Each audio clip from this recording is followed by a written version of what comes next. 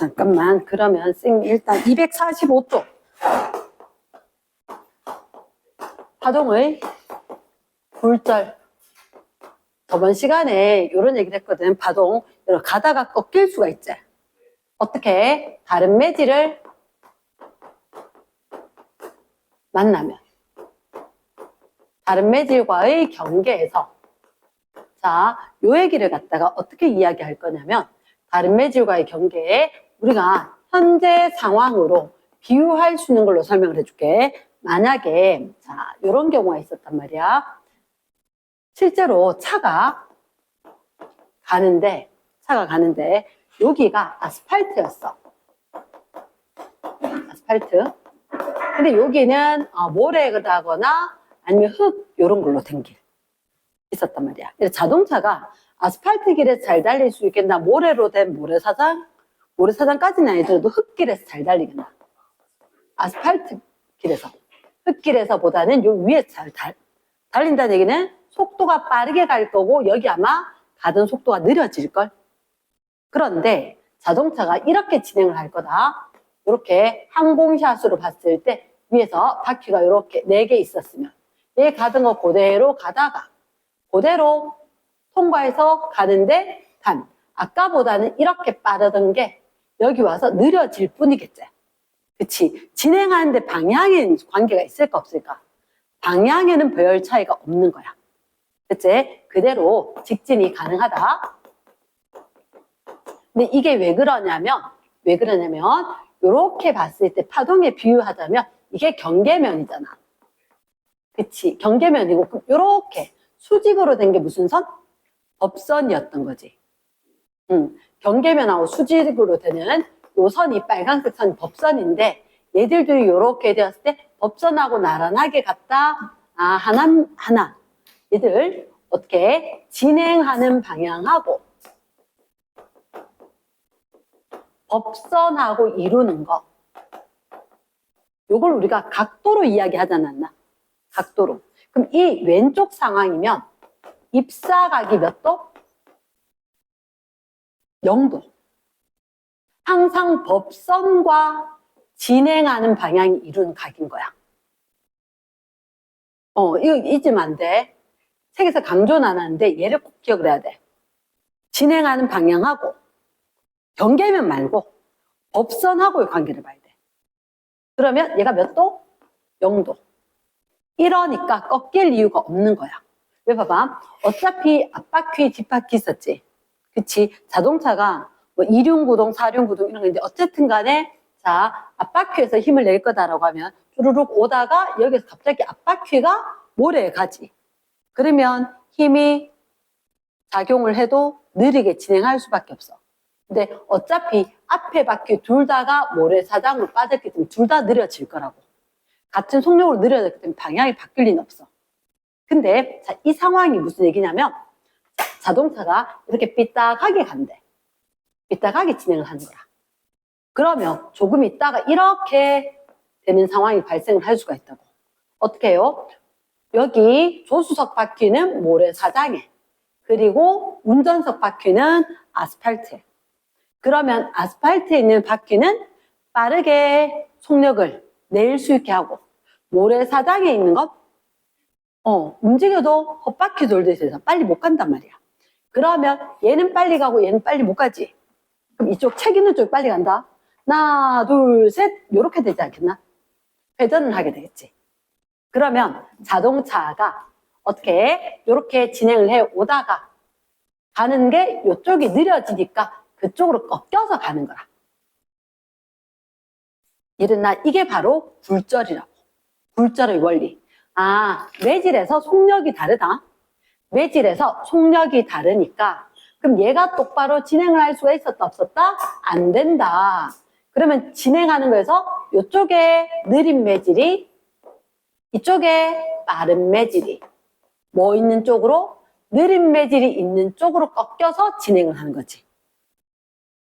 됐나? 오케이. 느린 매질 쪽으로 꺾여서 진행을 하더라. 이 말을 두 글자로 이음절로 뭐라 한다고? 굴절, 파동의 굴절 이렇게 이야기한다고. 굴절로. 그러면 매질과의 경계 쪽에서 항상 어느 쪽으로? 느린 쪽으로만 꺾여지더라. 나 키가 비슷한 친구들끼리 어깨동무하고 걸어가는데 자, 키는 비슷한데 다리 보폭이 다른 거야. 어깨동무 딱 하고 걸어가는데 눈 감았어. 눈을 가렸단 말이야. 근데 미리 조사한 바로 보폭이 빠른 애가 있고 보폭이 느린 애가 있는 거야. 그럼 느린 애를 왼쪽 이쪽에, 빠른 애를 채기는 쪽에 놔두면 분명히 순서대로 했을 때 똑같이 걸어가고 있는데 얘를 뱅글뱅글 돌걸. 얘는 빨리 안 가고 얘는 빨리 갔거든요.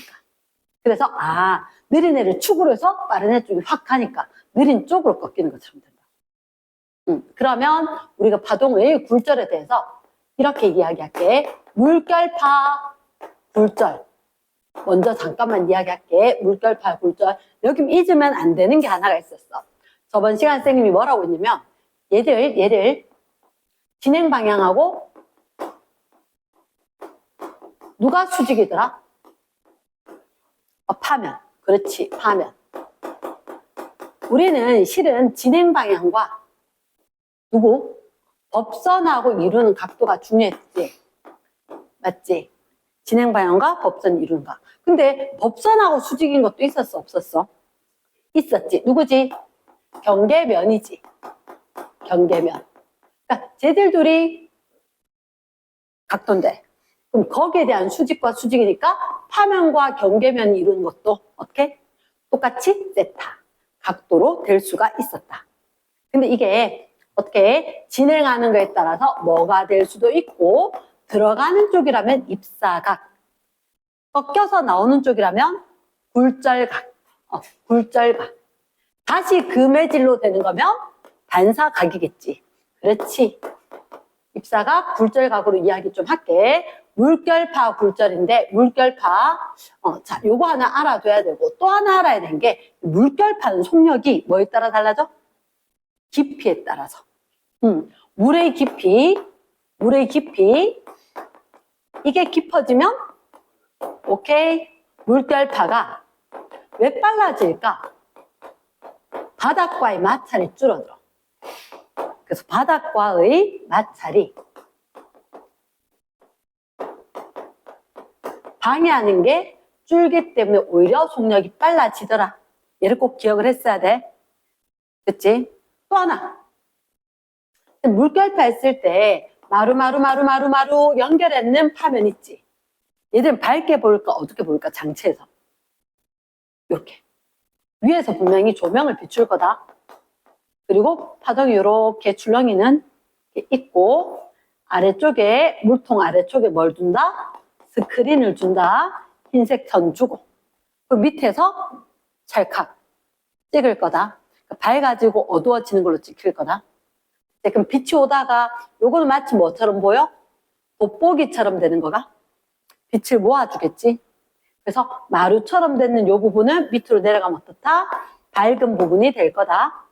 돋보기처럼 될 거다. 그래서 마루를 연결한 면이 밝고 고를 연결하면 어떻게? 어두워질 거다. 이렇게. 됐어. 자, 요걸 두고 우리가 이제 해줘야 되는 게 있다는 거지. 책에 거 잠깐만 한번 다시 봐봐. 우리가 245쪽에 첫 번째 B 파동의 굴절. 파동 한 매질에서 다른 매질로 진행할 때 끊어주고 한 매질에서 다른 매질이래. 속력이 달라져 밑줄. 결국 속력 때문에 진행 방향 동그라미. 진행 방향이 달라지는 거라. 여기 꼭 기억을 해야 되는 거야. 굴절은 왜 생깁니까? 속력이 달라져서 진행 방향이 꺾인다. 느려서 꺾인다. 이걸 꼭 명심을 해야 돼. 그러면 느려서 꺾이긴 한데 우리가 기억을 해야 하는 건 부피란다. V는 F람다 있었지. V는 F람다. 누군 변함이 없어? 동수 씨는. 그치. 진동수는 일정한 거야. 근데 속력이 변했지. 속력이 느려지면 파장도 짧아지겠지. 맞지? 오케이. 그러면 우리가 요 얘기를 생각을 하고 그림을 보는 거라. 그림을 봤을 때, 자, 거기 보면 지금 진행 방향이 이런 식으로 그림이 있지. 맞지? 항상 우리는 경계면에서 뭐가 필요했다? 법선. 그리고 파면도 있는 거다. 그치? 그러면 쌤이 웬만하면 나는 사실은 법선을 파란색으로 잘 그렸었는데 이게 법선이다. 이게 법선이고 이게 경계면이고 그러면 법선과 경계면이 이루는 이게 각도였었고 맞지? 근데 화살표 방향에 따라서 여기가 입사각 여기가 굴절각 이렇게 되는 거다. 그치? 그 다음 우리가 여기서 이야기했듯이 진행 방향과 파면은 수직이다.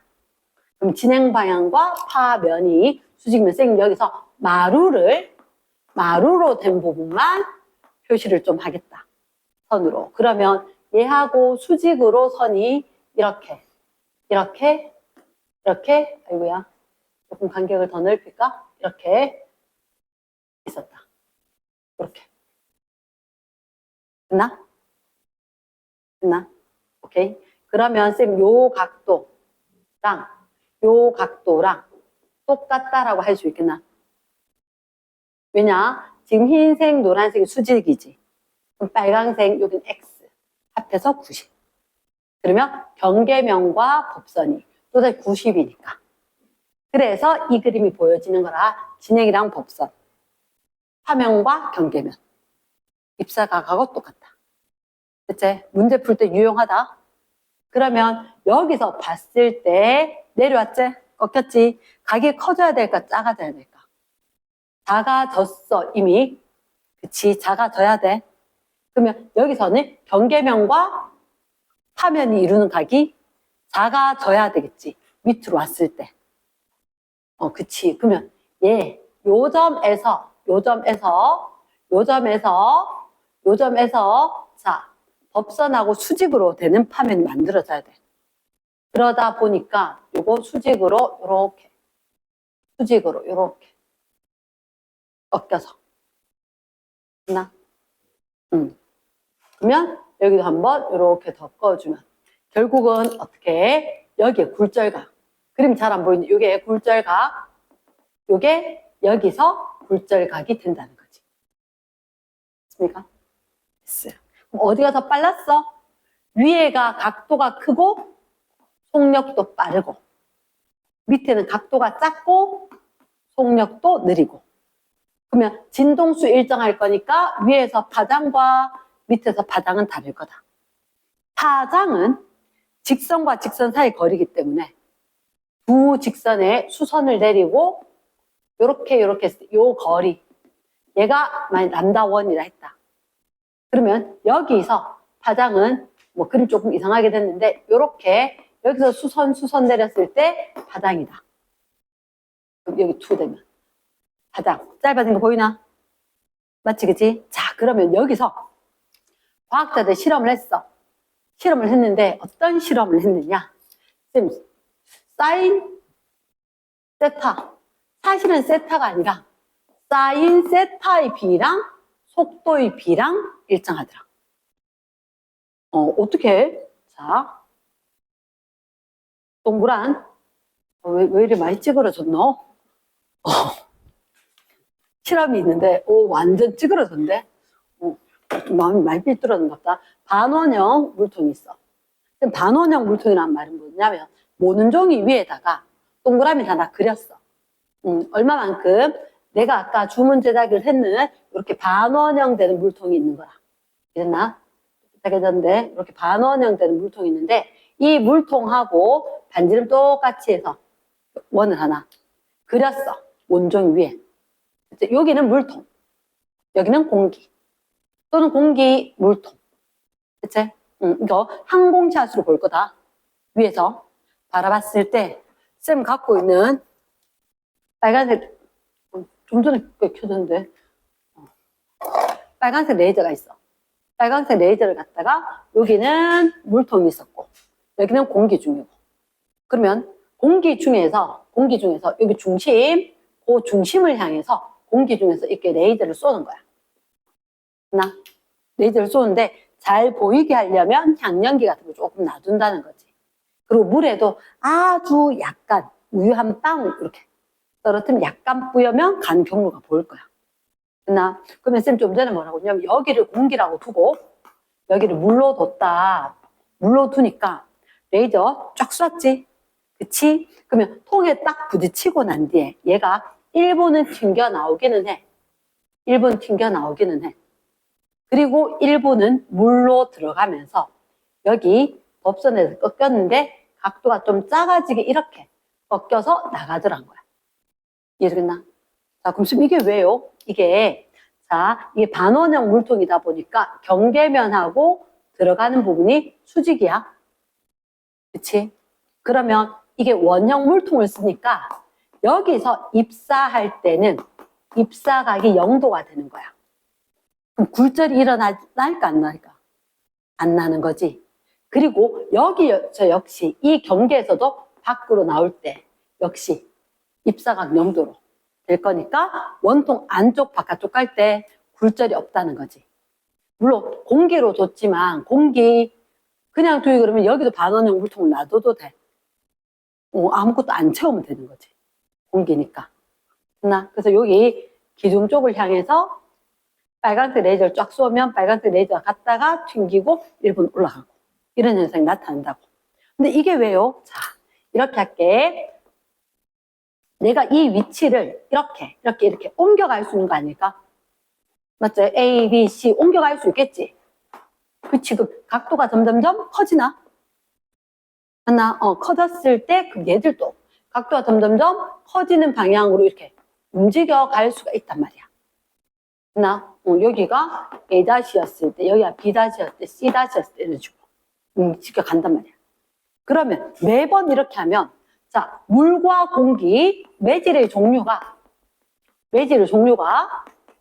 일정할 때는 여기 A, B, C 될 때, A-, B-, C- 될 때 각도를 갖다 다 측정을 했어. 그런데 중요한 것은 어떻게? 사인 세타의 B값이 일정하게 되더라. 그게 실험상으로 관찰이 된 거야. 근데 지금 사인 B값은 자 이렇게 이야기할게. 사인 B값이라고 하면 혹시 이게 삼각형 이렇게 된 거 보이겠나?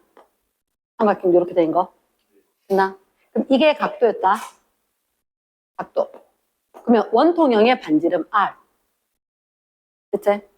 S. 그럼 지금 여기 요점 B라고 해놨으니까 여기를 쌤 D라고 할게. 그치? DB 있지? 여기는 그러면 이렇게 되면 D 다시 이렇게 D 다시 이걸 해보니까 여기 어차피 원통 반원형 됐나? 사인 B가 일정하단 말은 무슨 얘기냐?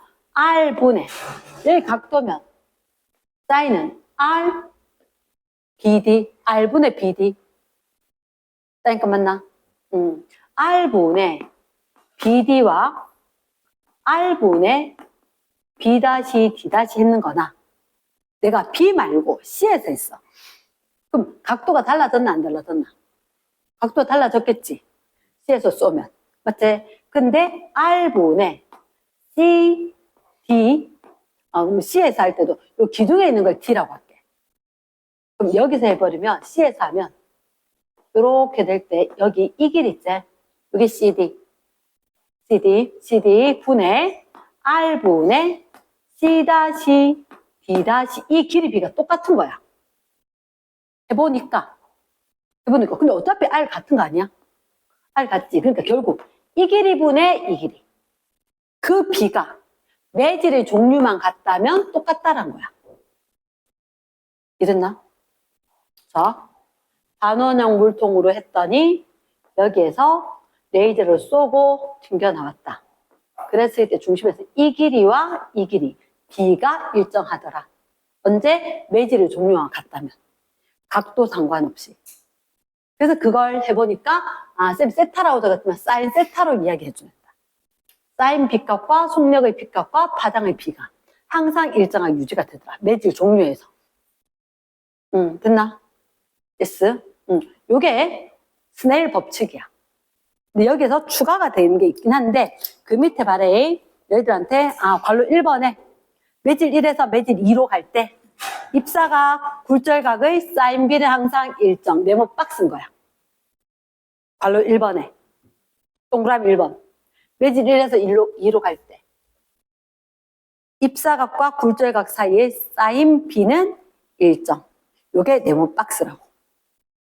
근데 그 사인 B 값이 뭐라고? 속력의 B 값이거나 아니면 파장의 B 값 역시도 일정하게 되더라. 됐나? yes. 그러면 거기는 사실은 V는 F 람다가 추가가 되겠지. 그리고 F가 추가 일정이다. 가능하겠나? yes. 저기 V는 F 람다. 동수시 일정. 그것 때문에 이게 되겠지? 이게 굴절 법칙인 거야. 굴절 법칙. 자, 그게 동그라미 2번에 적혀 있잖아.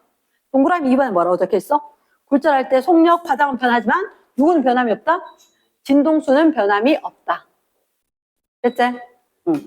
그러면 그 밑에 파동의 굴절식 돼 있지?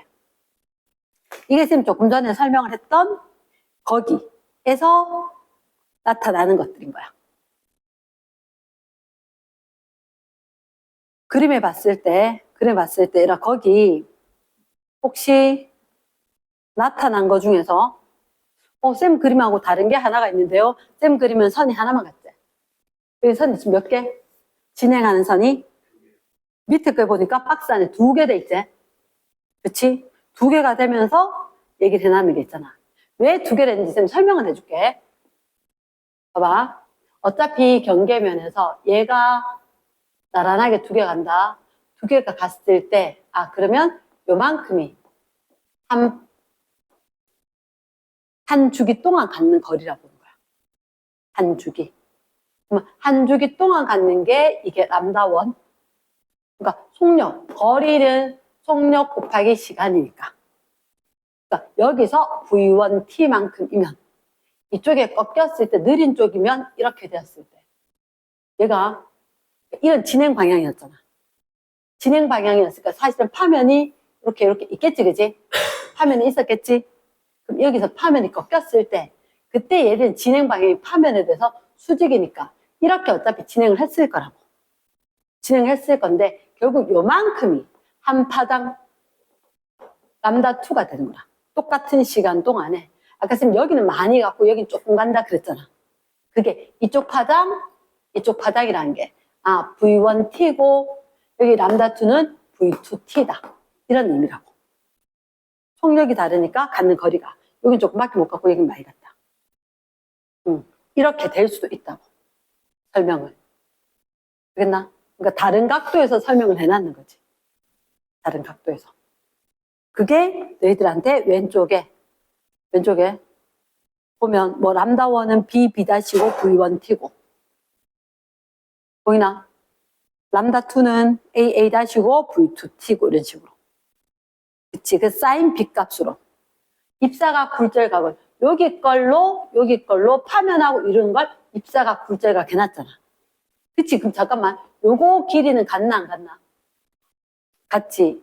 같고 이 각도에 대해서 사인 값 얘잖아. 이 각도에 대해서 사인 값 빗변분의 요 높이 이렇게 되는 거지. 그 관계들로 설명을 할 수도 있다. 됐습니까? 그러면 지금 스넬 법칙, 굴절 법칙을 거기서 보면 사인 입사각분의 사인 굴절각 이렇게 이야기하면 사인 입사각은 R분의 사인 굴절각도 이걸 R이라고 이야기하면 R분의 이렇게 이야기할 수 있다고. 말 됐나? 됐어요. 그래서 너희들 책에서 보면 이거 위에서 내려오는 거지. 근데 선생님은 책에서 하고 내가 고칠게. 책에서는 여기를 굴절각 두고 여기를 입사각 적어놔서. 마지막. I가 입사각. R이 굴절각. 됐어? I가 입사각, R이 굴절각. 그러니까 I에서 요만큼 입사각 위에서 람다1만큼 맞지? 그치? 람다1만큼 맞고 사실은 여기는 람다1만큼 람다2만큼 이렇게 이제 유도해 나갈 건데, 그러면, 소리. 그러면 사인 입사제. 사인 입사가 가면 요건 뭐 보내면? 사인 입사가 가면 R분의 람다 원 되는 거지. 여기가 이렇게 가면 이 입사. 그러면 요거 분의 람다 원. R분의 람다 2 굴절했을 때 이거 R분의 R분의 없애버리면 R2분의 R1 나온다고. 이해됐나? 그럼 그거는 아까 좀 전에 이야기할 때 V2분의 V1인데 이렇게 된 거지. 그래서 사인 B 값이나 결국 파장이나 속력이나 비례관계를 이야기할 수가 있다. 이게 바로 굴절 법칙인데 이 법칙을 이야기한 할아버지가 스넬 이렇게 될 거니까 스넬 법칙 이렇게 될 거라고. 근데 여기서 또다시 하나 추가가 있다는 거지. 추가. 어떤 추가가 있느냐? 그 밑에 가보면 빛의 굴절에 굴절률이라 적혔나? 그치. 자, 이제 쌤이 그러면 굴절률에 대한 이야기를 할게. 굴절률. 굴절률이 아니라 정의가 뭐야? 한 번만 보면 매질에서 뭐의 속력에 대한? 빛의 속력에 대한 진공에서의 빛의 속력. 말이 어렵노? 다시 뭐에 대한 뭐? 매질에서 빛의 속력에 대한 진공에서 빛의 속력. 굴절률이란 것은 N은 항상 기준을 우리가 분모해 주는 거 맞지? 매질에서 빛의 속력분의 진공에서 빛의 속력 이렇게 이야기한단 말이야. 근데 이게 어려우니까 선생님 하나로 이야기해 줄게. 일단 선생님 어떻게 이야기하냐면 자 밑에 물과 유리와 다이아몬드 위에 공기. 사실은 한꺼번에 물과 유리와 다이아몬드가 동시에 있지는 않겠지. 그러면 이렇게 한다. 우리가 사진을 찍어서 세 개를 합성시킨 합성 사진처럼 그릴 거다. 어떻게? 여기다 공기를 두고 공기 아래쪽에 물이 있도록 해서 공기에서 레이저 쏘고 물로 진행을 하면서 똑바로 진행 못하고 꺾일 거다. 그러면 레이저 빛을 갖다가 보내면 공기에서 빨라? 물에서 빨라? 공기에서 빨랐지. 물에서 느리지. 그러면 분명히 빠른 데보다 느린 데 들어가면 사인 빛값 세타 이거 역시 작아졌지. 세타가 작아지면 사인 값도 작아질 거니까. 그러면 이렇게 아래쪽으로 느린 쪽으로 꺾였단 말이야. 그치? 그런데 물에서 많이 꺾일지 유리에서 많이 꺾일지 다이아몬드에서 많이 꺾일지 똑같이 공기 중에서 입사각으로 입사를 시켰어. 그러니까 물로 유리로 다이아몬드로 하나 둘 세 개 놔두고 찰칵 찍어놓은 걸 합성을 할게. 합성을 하면 분명히 경계면에 대해서 무슨 선? 법선이 있을 거야. 그치? 법선이 있고. 자, 그럼 누가 한번 생각해봐. 유리 속에서, 물 속에서, 다이아몬드 속에서 언제 많이 느려질까? 다이아몬드. 빛은 매질이 촘촘하면 촘촘할수록 못 가지. 그렇지. 그래서 다이아몬드는 심각하게 꺾여. 많이 느려져서 다이아몬드는 이렇게. 근데 유리는 그보단 좀 덜해. 물은 분명히 똑바로 갈 수는 없지만 그보다는 각이 작아지긴 해도 그나마 제일 좀 덜. 그러면 똑바로 갔을 거에 비해서는 꺾였는 정도가 누가 심해? 다이아몬드가 심해. 그러면 굴절률, 꺾인 정도. 얘는 다이아몬드는 꺾이는 정도가 엄청 심할걸. 하지만 각 자체는 엄청 작아졌을 거라고. 그러면 물은 별로 안 꺾였지. 각은 비교적 좀 크다. 말 듣나? 그럼 우리가 여기서 생각할 수 있는 게 쌤 세타라고 사인인지 알겠어요. 이렇게 된 거지. 사인 값인지 알겠어요. 그러면 이 사인값하고 굴절률은 똑같다? 역수다? 역수처럼 갈 거다. 그러면 N, 1, 2 이게 외우는 게 얘 외우는 것보다 쉬운 거야. N, 1, 2라는 게 뭐냐면 1에 대한 2의 굴절률. 지금 그게 무슨 말이죠?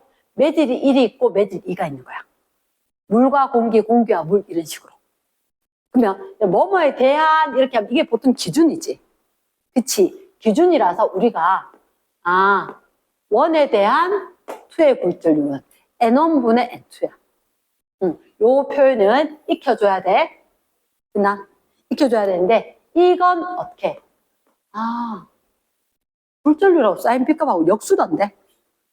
역수던데? 그러면 어떻게? 사인 세타 2분의 사인 세타 1 이렇게 잡힐 거라고.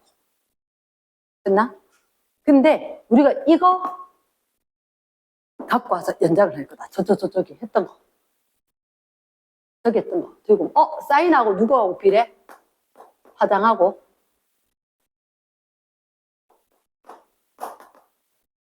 속력도 이렇게. 됐지? 그래서 선생님은 어떻게 기억을 할 거냐면 매질 1이 있고 매질 2가 있으면 얘가 속력이 빠르면 각도도 클 거고 각이라고 썼지만 사실은 사인 값이고 여기 파장도 길 거고 짧을 거고 굴절률은 반대더라. 이걸 갖다 잠깐만 보면 이 위에 거 요게 스네일 법칙이거든. 이렇게 위에 거 정리하면 아주 유용하게 쓰는 게 요렇게 했는 걸 정리하면 유용하게 쓰는 거다. N1 사인 세타 1은 일정. 그 매질에서 굴절률 곱하기 사인 값을 하면 그 값은 다른 매질에서도 N1 사인 세타 1, N2 사인 세타 2, N3 사인 세타 3 해서 그 곱이 일정할 거다. 언제? 이런 식으로 될 때. 다른 매질이 있어. 공기고 매질 1이 있고 매질 2가 있고 다시 공기로 간다. 그러면 공기에서 일반적으로 빛을 보냈다라고 하면 각이 클 거다. 우리 경계면 말고 법선이 있다는 걸 염두에 둬야 되고 그러면 법선하고 이루는 각이 공기 중에서 크다가 매질 1으로 갈 때 조금만 더 키울까? 이렇게 각도가 좀 작아졌고 오면서 각도가 더 작아졌고 법선을 꺼서 확인하면 만약에 요때가 60도였다면 내려오면서 45도가 될 거고 이 두 개가 병행하다라고 치면 요거는 막꼭지각으로 어차피 45도고 그 매질에서 그 밑에 매질로 갈 때 요 각도가 30도였다면 이거 역시 30도가 될 거고 연장을 해서 공기 중으로 다시 나오게 될 때는 N1 사인 세타 1이 일정할 거니까 그 매질에서는 그 각도가 돼야 되니까 여기서 나올 때 몇 도? 60도 각도를 유지하면서 확 꺾여서 이렇게 진행을 할 거라고. 됐나? 그러면 선생님은 이렇게 풀지. 얘가 나올 때 각도가 크다가 작다가 아주 작아지네. 그럼 굴절률은 이게 제일 작고 중간 정도고 굴절률 되게 크겠네. 이렇게 잘 푼다는 얘기지. 그럼 굴절률 누가 제일 크냐 작으냐 쉽게 할 수 있을 거고 그 다음 다시 여기서 이거로 봤을 때 지금 식을 갖다 정리할 수 있다 그랬잖아. N1 사인 세타 1 잠깐만 NV로 가자. NV로. 그럼 이거 역시 N1V1, N2V2 왜냐 여기서 굴절률 빼놓고 1, 1, 1, 2, 2, 2 다 똑같을 거니까. 그럼 결국은 N1V1 값이 일정하다는 얘기는 다시 한번 응용을 하면 N 굴절률 얘를 갖다가 진공에서 굴절률, 진공에서 속력은 매질에서 굴절률, 매질에서 속력 이렇게 되겠지. 그치? 그러면 우리는 사실 이렇게 하는 거야. 빛이 진공에서 굴절률 얘를 1로 정해놨어. 빛이 진공에서 진행할 때가 속력이 제일 빨라, 느려? 제일 빠르지. 얘가 빛의 굴절률을 진공에서 값을 얼마로? 1로. 이게 최소야, 최대야? 얘가 속력이 제일 빠른가, 얘가? 얘가 제일 작은 거지. 그치? 얘가 작은 거야. 얘가 제일 작은 걸 정해두면 다른 애들은 매질에서 속력을 구하면 매질에서 굴절률이 나올 거다.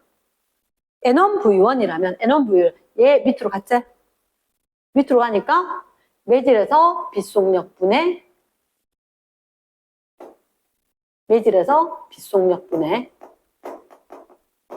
빛의 진공에서 굴절률, 진공에서 빛의 속력 C 이렇게 될 거지.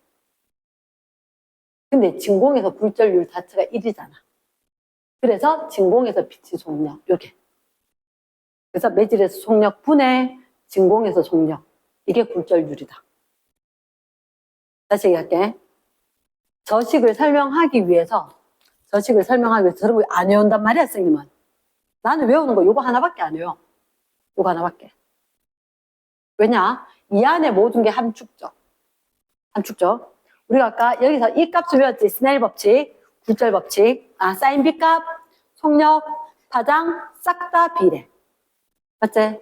두 매질의 경계에서 속력이 다르다. 파장 B 값, 속력 B 값, 사인 B 값 일정하다. 그게 스넬 법칙. 끝나? 두 매질의 경계에서 뭐가 일정하다? 진동수는 일정하게 유지가 될 거다. 그러니까 그때 사인 B나 속력의 B나 또는 파장의 B가 일정하게 유지가 된다. 이게 굴절이 일어날 때의 법칙이다. 두 매질의 굴절. 스넬 법칙, 굴절 법칙. 여기에다 추가를 할 거다. 왜? 다른 매질의 경계에서 분명히 꺾일 거라고. 근데 어떻게 꺾이느냐에 대한 정의가 굴절률이라고. 근데 그 꺾이는 대한 정의, 굴절률을 뭐라고 했냐면 매질에서 빛의 속력분의 진공에서 빛의 속력으로 정의를 했는 거야. 그치? 그럼 그걸 갖다 정의했을 때 사실은 실험은 이러했다고. 공기를 두고 유리와 물과 다이아몬드를 뒀을 때 물보다는 다이아몬드에서 각도가 많이 작아졌다. 꺾이는 정도가 심하더라. 그럼 결국은 많이 꺾였다는 얘기는 그만큼 각도가 더 쏘리. 물이 제일 빠르고 유리고 다이아몬드고. 맞지? 요렇게 되는 것 때문에 많이 꺾이면 각도가 많이 작은 거구나. 그치? 요거 요렇게 되는 걸로. 그 물질마다 꺾인 정도가 다르다고? 그래서 물질마다에 대한 걸 얘기를 할 거라고. 굴절률. 느리죠? 굴절률은 제일 크죠? 굴절률하고 속력은 반대.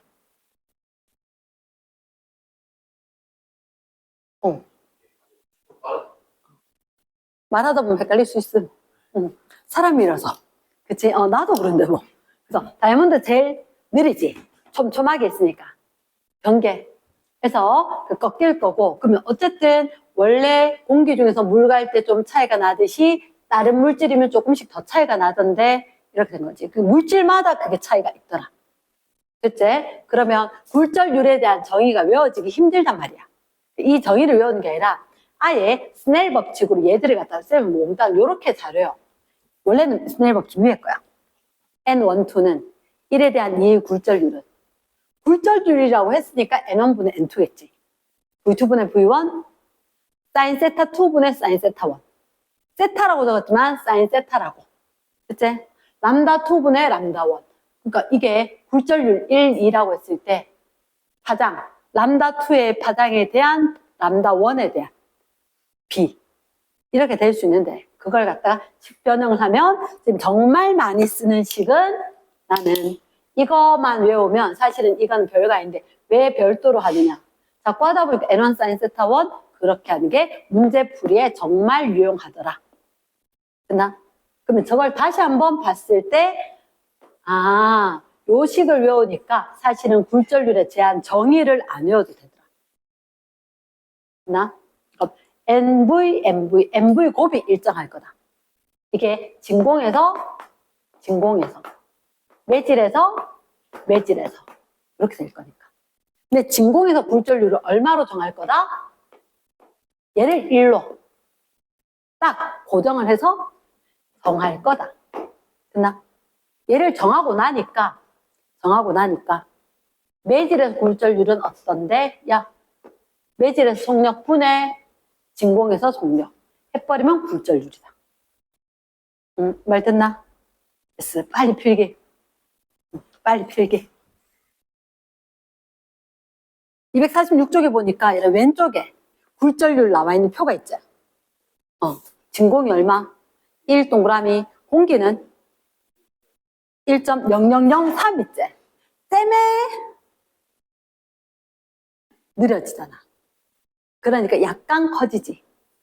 됐습니까? 유리, 다이아몬드 쭉쭉쭉 가면서 커진 거 보이나? 예스. 자, 그리고 오른쪽에 가보니까 아까 쌤 설명하던 거 요거 3개 합성 사진처럼 한꺼번에 그린 게 아까 그 그림. 됐나? 그 밑으로 내려가서 이렇게 커다란 2번은 되게 쉬워. 지금까지 우리 여러 번 봤잖아, 그지? 딱 봤을 때, 이런 왼쪽에 거 보니까 위에 거 람다1이 크고 람다2가 작은 거 바로 보이죠? 그럼 람다1이 크면 속력이 1이 크고, 파장도 1이 길고, 진동수는 똑같을 거니까, 속력도 1이 크고, 굴절률은 1이 작고, 바로 나올 거다. 근데 1이 느려? 빠르지? 깊다, 얕다? 깊다. 그치? 그럼 잠깐만. 우리가 물결파 굴절에, 안 적어도 돼, 이거는. 물결파 굴절에서, 만약에 내가 그림으로 봤는데, 얘가 이렇게 있다가 파면이 이렇게 있다가 이렇게 됐어. 지금 그림처럼. 됐지? 원투. 어디가 깊은 거? 원. 그치? 얘들 직선과 직선 사이 거리가 얘가 멀다? 파장이 길다? 파장이 짧다? 그럼 얘가 속력이 빠르고 그럼 깊이가 깊고 여기는 얕다. 바로 되는 거지. 됐지? 그거까지 다 한 거야. 그러니까 밑에. 네. 그럼 오른쪽 그림은 촘촘하지? 그럼 얘가 파장이 짧은 거, 얕은 거. 밑에가 깊은 거. 왼쪽 거는 위에가 그렇지. 실제 물에서 밑에 봐라. 여기 실제 물에 서 있는 거 항공샷으로 찍은 거다. 그러면 밑에 유리판 깔린 데 있지. 그때 밝고 어둡고가 마르골 때문이라고 그랬잖아. 선이 짜글짜글 있지 않나? 그렇지. 그러면 실제 우리가 파도 칠 때 이렇게 보이냐고? 예스. 파도 칠 때도 이거와 관련이 있는 거다. 나 일단 그 뒤로 가볼게. 페이지 생활 속에 굴절이 있대. 생활 속에 굴절. 자, 자연에서 굴절 현상. 물 속에 자, 이런 혹시 너 그런 거 본 적 있어? 계곡이라든지 강이라든지 호수 옆에 보이는 것보다 깊으니 수영하지 마세요. 본 적 있지? 왜 그런지 아나? 생활 속에 굴절.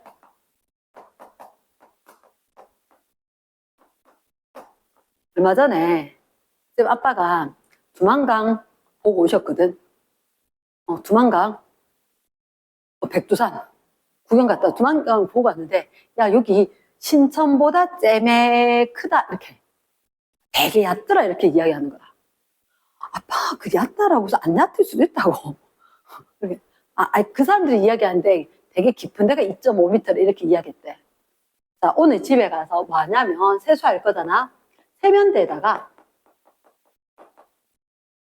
손을 딱 바닥에 놔놓고 내 손을 한번 봐. 그리고 물 담아놓고 내 손을 다시 손바닥 넣어놓고 다시 한번 내 손을 한번 봐봐. 이래는 언제가 더 큰지. 다 해보지, 그지? 그래. 물 있을 때가 더 크지? 그러니까 맨날 낚시하던 사람도, 아까 그 놓친 그 물고기 되게 컸는데, 안에 있으면 물고기 커 보인다. 밖에 내놓으면 째미하다. 아까 놓쳤던 개가 얘다. 먹고 난 뒤에 도망갔다 성공했다. 또 먹을 거 성공할 거라 생각하고 와서 물었는데, 이번에 잡혀 올라온 거다. 그치? 장난치는 놈이 또 잡힌 거거든? 나 빼보니까 작게 보인다. 뭐 때문이다? 굴절 현상 때문이거든. 빛이 굴절인데 얘가 뭐 경로를 갖다 다 그려주려고 하니까 시간 관계상 그런데 어쨌든 간에 그 경로를 그리면 지금 교육과정이 없어. 그 경로를 그리려고 하니까 번거로워서 그런데 안쪽에 있으면 커 보인다. 굴절이다. 들어가고 나오면서 꺾이는 것 때문이다. 그러면 일단 커 보인다. 커 보인다. 어디 속에서? 물 속에서 커 보인다. 이거 굴절이고 또 하나. 자, 우리가 이거 물에다가 얘들아 혹시 빨대 거 딱 놔두면 빨대가 이렇게 보이나? 살짝 갑자기 여기 꺾여가지고 부서진 것처럼 이래가지고 덜렁 들려있지. 그치? 그러면 얘가 어떻게? 떠 보이는구나. 당연히 여기 있으니까 이렇게 떠 보이면 크지. 손도 손바닥 멀리서 봐라. 그렇게 하면 같은 맥락으로 기억을 할 수가 있지. 이랬습니까? 커 보인다, 떠 보인다. 굴절 현상인 거야. 근데 누구도 떠 보이냐면 떠 보이는 게 밤하늘의 별도 떠 보인다. 사실 너희가 보는 그 별 거기 없어.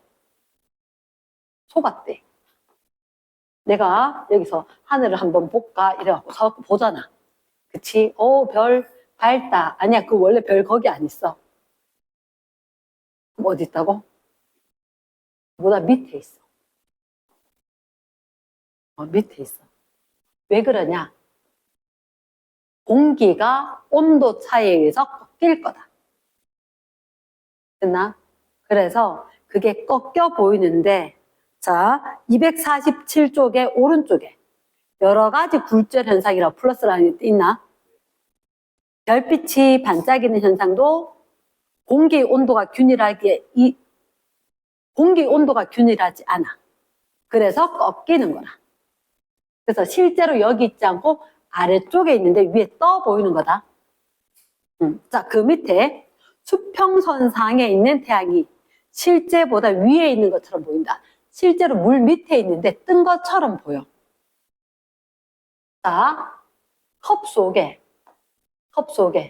동전 딱 놔뒀는데 안 보여.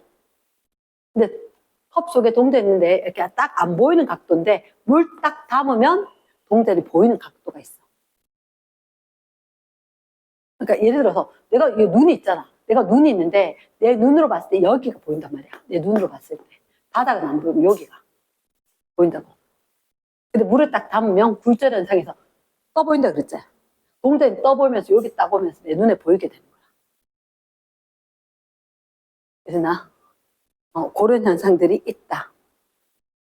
그게 다 뭐 때문이라고? 굴절 때문이라고. 굴절 때문에.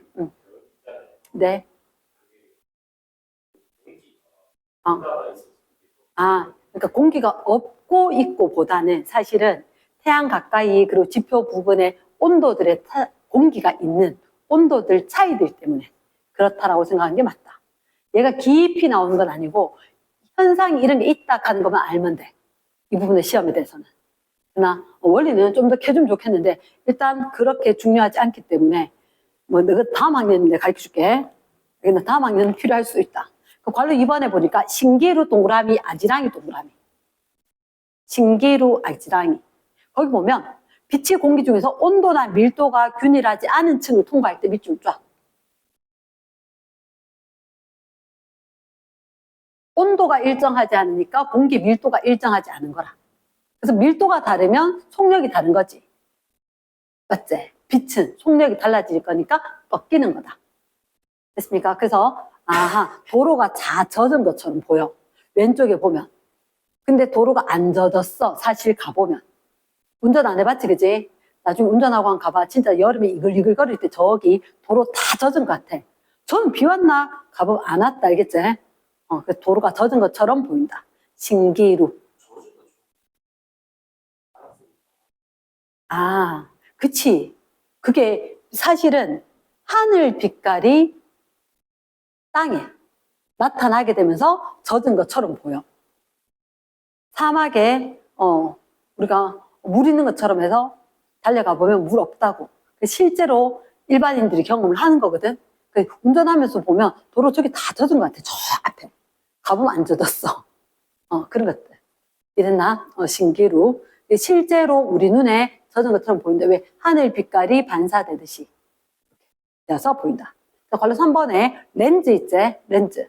자, 쌤이 렌즈에 대해서는 이렇게 이야기할게. 렌즈에 대해서는 혹시 너희들 이렇게 프리즘 본 적이 있다. 그리고 프리즘 설명한 적이 있는데 이렇게 오다가 넓은 쪽으로 꺾이거든. 그럼 얘가 빛이 오다가 넓은 쪽으로 꺾인단 말이야. 그러니까 볼록 렌즈면 빛이 모이는 게 당연하겠다. 그치? 그러면 누군 안경 안 꼈는데 대부분 학생들 안경 다 꼈지, 그지? 공부 좀 해라. 안경도 안 끼고. 부럽네. 이렇게. 얘들 이렇게 되니까 퍼트려지는 거지. 그럼 우리 같은 경우는 왜 이런 안경을 꼈느냐? 저 멀리 있는 거 바라봤을 때 문제가 뭐냐면 눈이 얘가 너무 두꺼워져서 문제가 생긴 거야. 두꺼우면 이게 바짝 와가지고 여기에서 꺾이고 꺾이는데 대충 하면 꺾여서 여기에 상이 맺히는 거야. 망막까지 상이 가야 되는데 안 간 거지. 와서 물체가 이렇게. 그래서 렌즈를 이용을 해서 어떻게 하느냐. 여기까지 왔는 빛을 여기까지 왔는 눈 나쁜 애들 이거 렌즈 되게 두껍다 이가. 그치. 그럼 이게 되게 두꺼울수록 많이 꺾어. 많이 꺾이게 되는 거야. 두꺼울수록 많이 꺾이거든. 많이 꺾여. 그러니까 눈이 이 빛이 이렇게 와서 꺾여. 그리고는 렌즈 없으니까 눈으로 왔지. 그리고 난 이제 이렇게 와서 여기 제대로 맺히게 하는 거거든. 이런 원리가 있단 말이야. 렌즈 꺾이게 한다. 됐나? 그 다음 4번. 너는 왜 안경 안 껴도 되냐고? 요 녀석 옆에 있는 근육들이 선천적으로 운동을 아주 잘하거나 그 타고난 능력이 정말 중요해. 유전 가는 게. 이게 운동을 정말 잘하거나 아니면 이 안구 크기가 정말 적절해서 그래. 그러니까 되게 어릴 때도 안과 딱 가면 아이고 얘는 나중에 근시 생기겠는데 이런 애가 있어. 우리 집 같은 경우도 3형제가 있는데 큰애 눈 나빠질 일 없어 이렇게 얘기하더라고. 그래서 뻥치시네. 어떻게 알아? 이랬거든. 또 둘째 크면은 좀 생길 수 있는데 근시가 이렇게 얘기하더라고. 그러니까 생기더라고. 막내 난 좀 곧 생기는데요. 곧 생기더라고. 유전적으로 안구 생긴 모습이 다른 거야. 얘는 충치에 대해서도 그래. 큰애는 데리고 가니까 얘는 충치 안 생겨요 이렇게. 왜냐면 이 생긴 모습이 이의 모습이 다르대. 동생들이 얼마나 억울하겠노, 그지? 그래서 그게 유전적으로 있단 말이야. 자, 그럼 봤을 때 렌즈 모양이 그렇게 있고, 그 다음에 4번의 별표. 낮보다 밤의 소리가 멀리까지 간다. 낮소리는 누가 들어? 속담에. 낮소리는 새가 들어. 밤소리는 쥐가 들어. 왜 그럴까? 낮소리는, 낮에는 소리가 위로 간다는 얘기야. 낮은 소리가 왜 위로 가는지. 자, 빛과 소리는 다르지. 하지만 빛도 소리도 온도가 높으면 속력은 빨라져. 맞지? 그럼 낮에 소리가 어디로 간다고?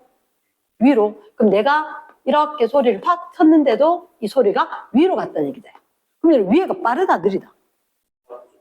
어찌 느린 쪽으로 꺾여야지, 무조건. 알지? 그걸 떠나서 일단 느린 쪽으로 꺾여, 낮은 쪽으로 꺾여. 속력이 느린 쪽으로 꺾여. 무조건 그걸 기억해야 돼. 어깨동무하고 걸어가다가. 느린 쪽으로 꺾여. 파동이 아니라 예외도 많고 적용할 게 되게 많아. 그래서 선생님이 이렇게 비유가 있다 하는 거 꼭 익혀줘야 돼. 그래서 무조건 어디로 꺾여? 느린 쪽으로 꺾여.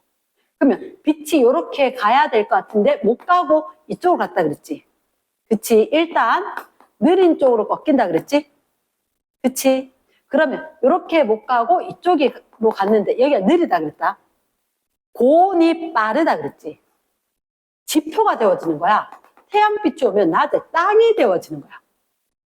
그리고 이 땅에서 열기가 위로 이렇게 올라가는 거고. 그래서 산 위에 가면 시원해. 이러나? 지금 햇빛 많이 받아서 뜨거운 거. 아니다. 아니다. 대부분 얘들이 빛이 와서 지표 부근으로 가고 위로 올라가면은 에너지가 적게 도달한다. 이랬나? 그래서 위에 가면 시원해져. 낮에. 그래서 밑에가 상대적으로 더 더워. 이게 각도가 크고 위에가 각도가 작아. 안 해봤나? 선생님은 해봤다. 옛날 초등학교 살 때 우리 집이 아파트 2층이었거든. 우리 집은 여기, 친구 집은 여기, 친구 집 5층. 근데 정말 날아다니면서 하루에 몇 번도 아침에도 막 저기 우리 집 왔다 갔다 했는데 준비물을 안 갖고 온 거야. 엄마를 불러. 엄마! 이렇게 부르면 엄마가 왜 이래? 그럼 내가 엄마 어디에 있는 뭐 좀 던져줘. 이러면 2층이니까 정말 바로 한층 올라가면 되거든.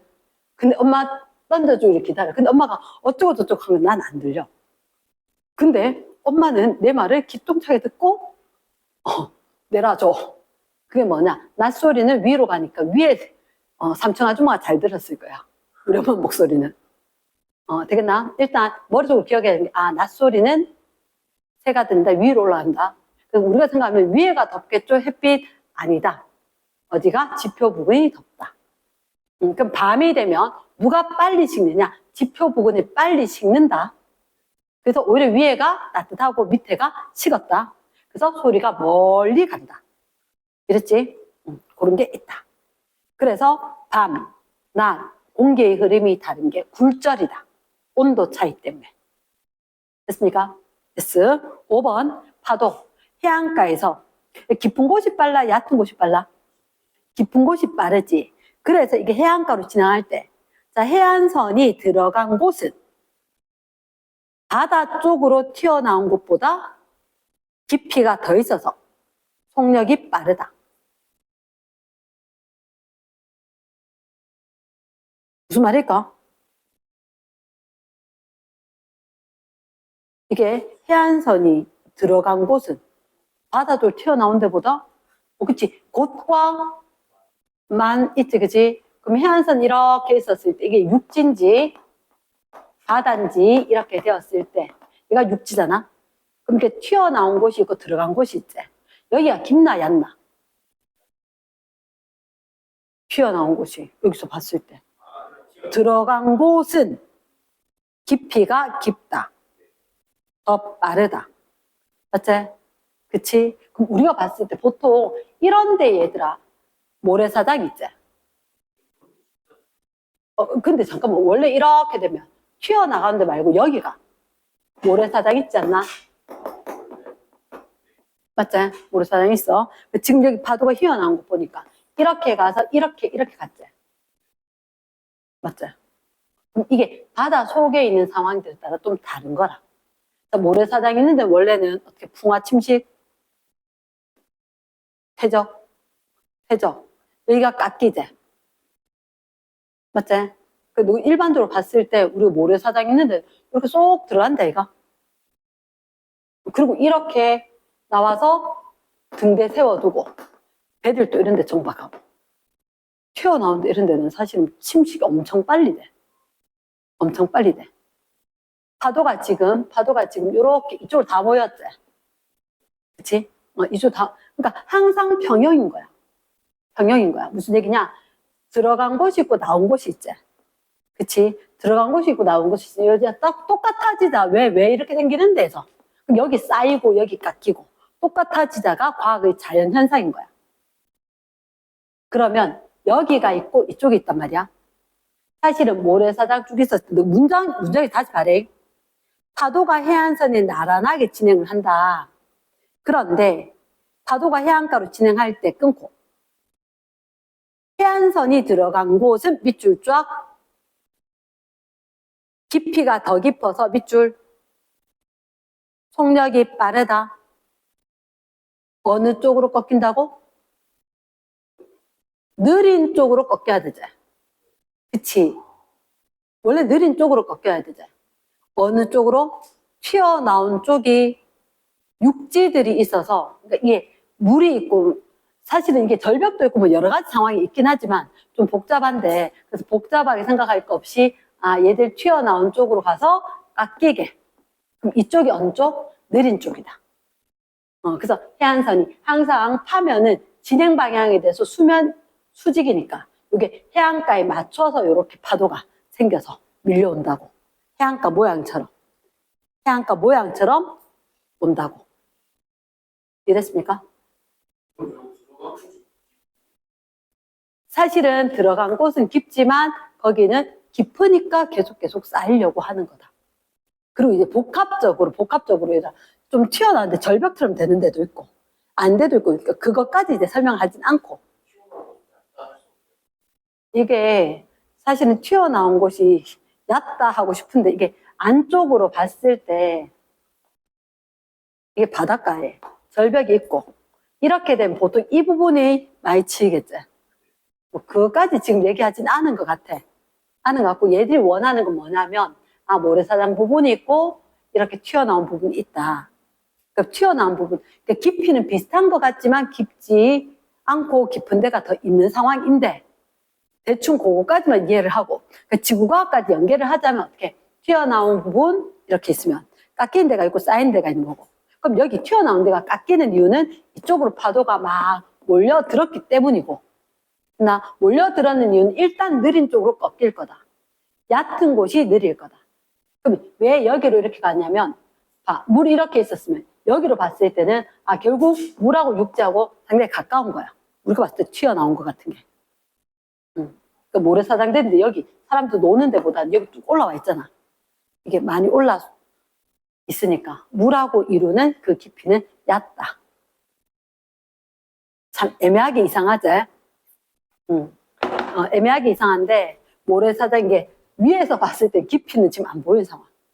얘는 어떻게 보면 바닷속으로 쑥 꺼진 부분이고, 얘는 푹 솟아서 절벽처럼 있었으니까. 그리고 같은 높이에서 봤을 때는 우리는 그냥 봤을 때 여기가 깊잖아, 낭떠러지처럼. 그게 아니라 여기서 봤을 때, 요렇게 봤을 때 요 입구에서 뭐 좀 얕다 뭐 이렇게 될 수도 있는데 그게 그닥 중요하진 않다. 그러니까 우리가 여기서 꼭 기억을 해야 되는 건 2번, 4번이 중요하다. 2번, 4번. 됐나? 그래서 파도 휘어져서 치는 것도 파도가 일직선상으로 안 오는 거, 얘들도 결국은 굴절 현상 때문이다. 이 정도로 기억을 하면 된다. 나중에 가서 아마 바닷가 가서 보면 그럴 거라. 저 멀리 올 때 파도는 일직선으로 오다가 가까이 오면 해안선 모양으로 변한다. 해안선 모양으로 변하는 게 깊이 때문에, 바닷속 깊이 때문에 굴절 현상 때문이다. 절벽까지는 안 보더라도. 이러겠나? 자, 뒷페이지 가서, 자, 일단, 두 번째 거. 추운 지방에 공중에 생기는 신기루, 이렇게 돼 있지. 나는 어떻게 배우냐면, 더운 지역이 있고, 추운 지역이 있어. 더운 지역, 일반적으로, 그치. 우리가 낮에 햇빛 쨍쨍한 사막, 목말라, 오아시스 좀 있었으면 좋겠어. 여기하고, 극지방에, 추운 지방에 사는 거. 혹시라,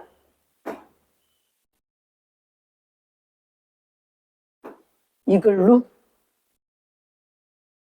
이글루가 뭐지? 얼음집. 극지방에 이글루를 생각했는 이유가 뭐냐면, 자, 극지방은 빛이 이렇게 이동을 한다. 무슨 얘기냐? 더운 사막 지역과 극지방은 다르다. 빛이. 자, 더운 사막 지역은 빛이 어디로 갈까? 위로. 그러면 얘는 아래쪽으로 온 거에 비해서 얘는 빛이 위로 갔다. 거꾸로 여기는 빛이 아래로 왔다라고 했는데, 이거 사막 빛이 위로 그랬지? 빛이 위로 갔는데 거꾸로 내 눈은 어떻게 이렇게 해서 나의 눈 이렇게 해서 오니까 하늘빛이 여기 있는 게 아니라 이렇게 해서 휘어들었는데 난 이쪽에서 온 걸로 착각을 하는 거지. 그러니까 하늘빛이 여기 있으니까 아이고야 저기 호수가 있구나 이렇게 착각할 수 있듯이, 얘는 극지방은 빛이 이렇게 휘어져. 그러니까 배가 이렇게 떠 있었는데 또는 빙산이 이렇게 있었는데 얘가 빛이 이렇게 꺾여서 내 눈에 들어온다는 거지. 그럼 나는 거꾸로 빛이 이렇게 오는 걸로 본다는 거야. 그래서 이 빙산이 뒤집어져서 저 위에 꼭대기에 이렇게 달라붙어 있는 것처럼 보일 수가 있다. 배가 뒤집어져서 하늘에 매달린 것처럼 보여줄 수도 있다. 그게 신기루다. 이해됐습니까? 그게 다 뭐 때문이다? 온도 때문에, 굴절 때문에 나타나는 거다. 뜨거울 때도 있는데 차가울 때도 있다고.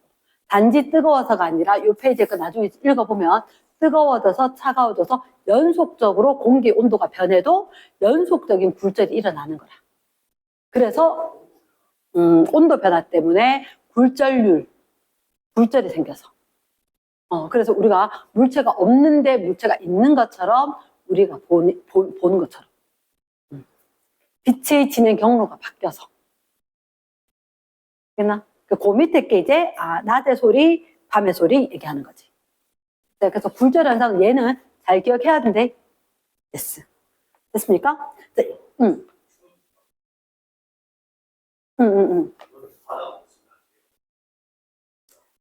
사실은 바다가 없어도 그럴 수가 있긴 한데 다른 게 있으면 사실은 가로막혀 잘 안 보일 거라고. 텅텅 뚫려야지 빛이 쫙 진행을 해서 우리 눈에 오겠지. 도심에 빼곡하게 있는데 그게 잘 보이겠나? 그치. 그러니까 뭐 그런 데는 확 뚫렸으니까 잘 보일 거라는 거지. 됐지? 우리가 분명히 예를 사막에서만 저런 현상이 보일까? 일반적으로 볼 수 있겠지만 다른 게 다 가로막혀서 잘 볼 일이 없다는 거지. 그리고 그만큼 온도 차이가 또 나야 되는 상황이고. 자, 그러면 249쪽에 여기는 궁금한 거 있더나 없더나? 괜찮았나? 응? 못 매겼구나. 249쪽 말고 250쪽에는 이것도 못 매겼나? 왼쪽에 거? 네. 자, 이게 뒤에서 설명해도 되는데 여기서 한 번만 얘기할게. 자, 가는 어느 순간 파동 모습이다. 가는 어느 순간 동그라미. 간 어느 순간이다. 그러니까 250쪽 어느 순간이기 때문에 가로가 위치인 거야. 쌤이 파도타기 응원이라고 이야기했나? 파도타기 응원. 그러니까 파도타기 응원이니까 가로축이 위치가 될 거고 이 위치에 대해서 우리가 봤을 때 올라가고 내려가고 올라가고 내려가고 이런 식으로 얘기를 할 수 있을 거란 거지. 위치에 대해서. 그럼 이게 한 위치인데 여기 이 P점에 대해서 시간에 따라서 표현을 한번 해보자. 이렇게 된 거지. 그러면 얘는 시간에 따라 표현을 쭉 한번 했는데 잠깐만 여기까지 하면 거의 1회 전 한 거 아닐까? 몇 초? 4초가 되는 거야. 이게 지금 이 P점을 시간에 따라 얘기를 했거든. 그럼 얘가 위에 있다가 다시 위에 있다가 밑에 있다가 다시 위로 갔는데 그 시간이 4초다. 이렇게 된 거지. 그럼 주기가 몇 초? 주기가 4초. 이 파동을 일으키는 모든 점들이 위치 변화를 일으키는데 걸리는 시간이 주기가 4초일 거야. 모든 점들이 각각 모든 점들이 다 주기는 4초. 그럼 일단 내일한테 봤을 때 5번에 1번 파동의 진동수를 하기 위해서는 주기부터 알아야지. 주기가 4초면 진동수는 4분의 1 단위는 헤르츠니까 0.25헤르츠 맞는 거지. 2번 2점 1초 동안에 몇 번? 이거 1회 진동하는데 4초잖아. 그치? 그러면 1초 동안이면 그게 바로 4분의 1 헤르츠이가 4분의 1회 진동을 한다. X예요. 잘 외웠구나. 첫 번째 P점이 1초 진동하는데 시간 걸린 거 맞나? 1회. 4번에 1초의 P점의 변이 얘가 궁금하다. 1초 후에 P점은 0 되겠지. 이 그림 보니까.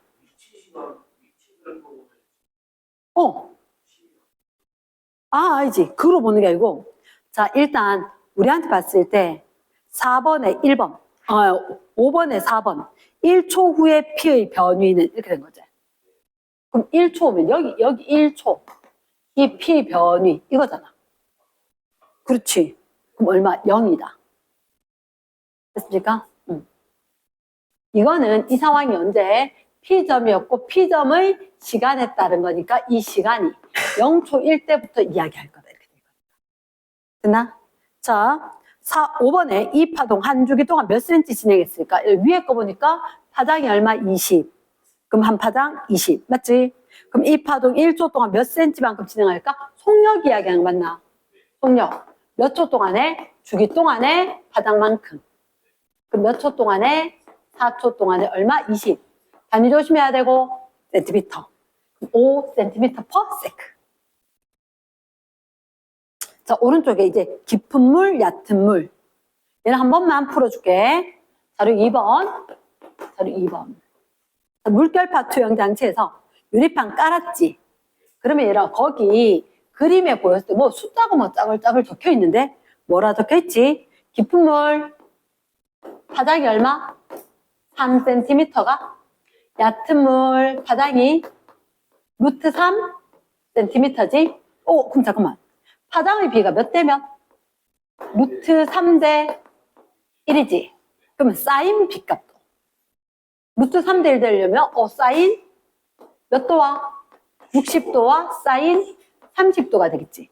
그럼 요때 입사해서 이렇게 굴절을 한다는 얘기겠지. 그치. 그럼 밑으로 왔을 때 1번. 깊은 물, 얕은 물, 속력은 누가 더 커? 깊은 물이 속력이 더 크겠지. 2번. 입사각 굴절각 크기를 부등호, 등호.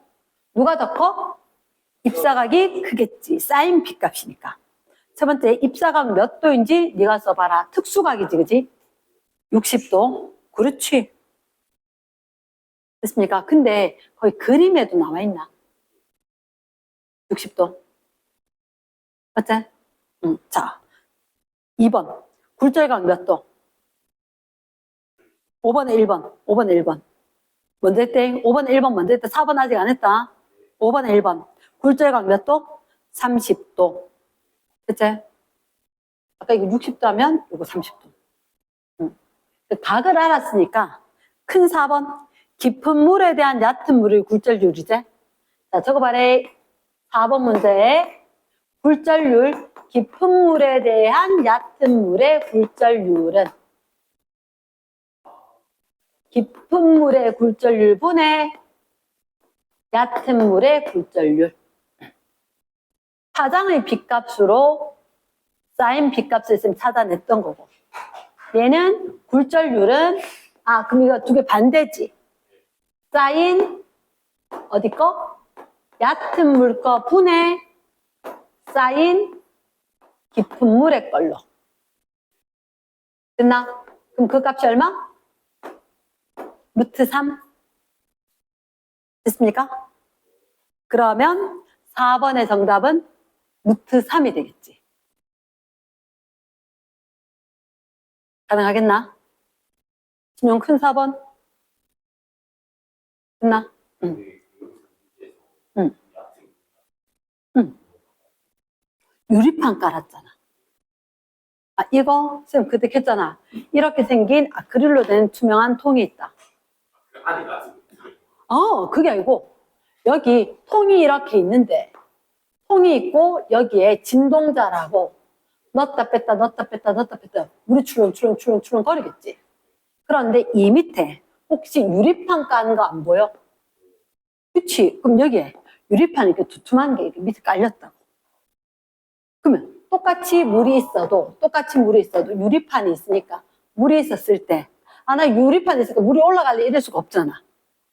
물이 이렇게 되니까 여기는 깊은 물이 되고 여기는 얕은 물이 되는 거지. 됐어.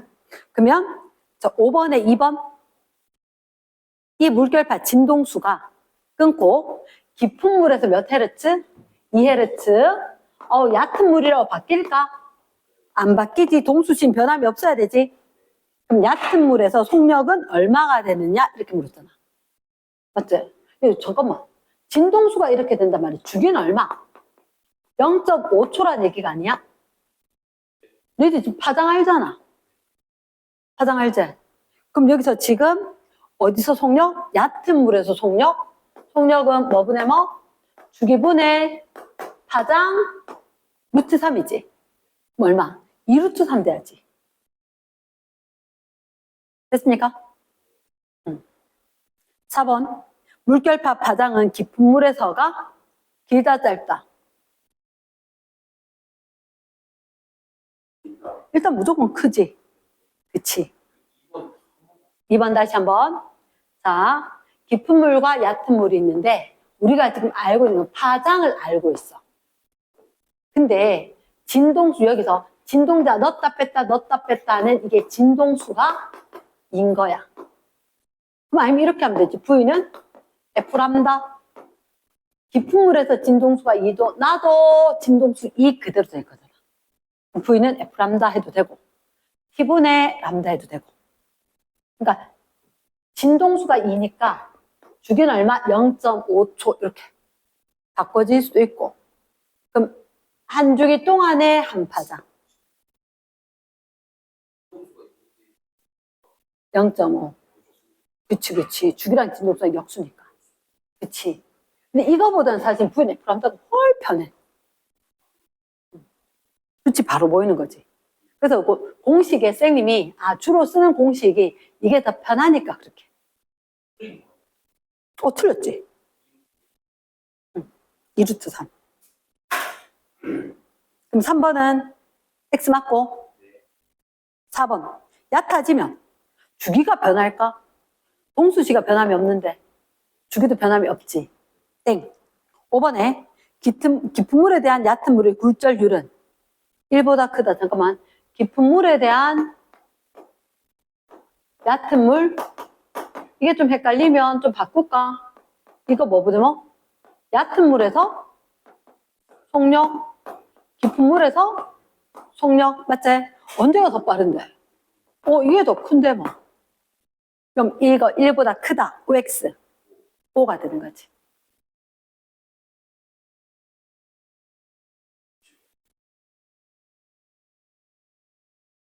얘들로 이야기하자면 어차피 우리가 이거 파장의 빗값으로 해도 되는 거 맞나? 파장의 빗값. 속력은 여기 거 F람다 하면 얕은 물에서 속력 F 람다 루트 3 그럼 결국은 루트 3 진동수가 2라면 근데 진동수 2가 아니라도 이 B는 나오죠. 그치? 파장 B니까. 됐나? 그치? 그러니까 여기서 이 있었으니까 한번 적어 본 거지. 그럼 그게 무슨 값이 됐더라도. 무슨 값이 됐더라도. 파장의 B값은. 됐나? 됐어? 자, 마지막에 5번. 입사각을 증가시키면 굴절율이 입사각 증가해도 굴절율이 바뀌나? 굴절율 깊이 때문에 바뀌는 거지. 맞지? 깊이가 똑같으면 진동수를 좀 전에 얘기하겠지. 빨리 치건 천천히 치건 상관이 있다 없다? 없지. 네. 여기서 그러니까 깊은 거 얕은 거 얘 때문에 결정이 되는 거잖아. 이 깊이가 안 바뀌면 안 바뀌는 거지. 됐나? 자, 다음 페이지. 251쪽. 얘는 궁금한 게 일단 1번에 3번, 2번에 1번, 3번에 3번, 4번에 4번, 5번에 1번. 이거 좀 질문? 괜찮아? 4, 5번? 뒷페이지. 이 페이지가 중요하지? 뒷페이지.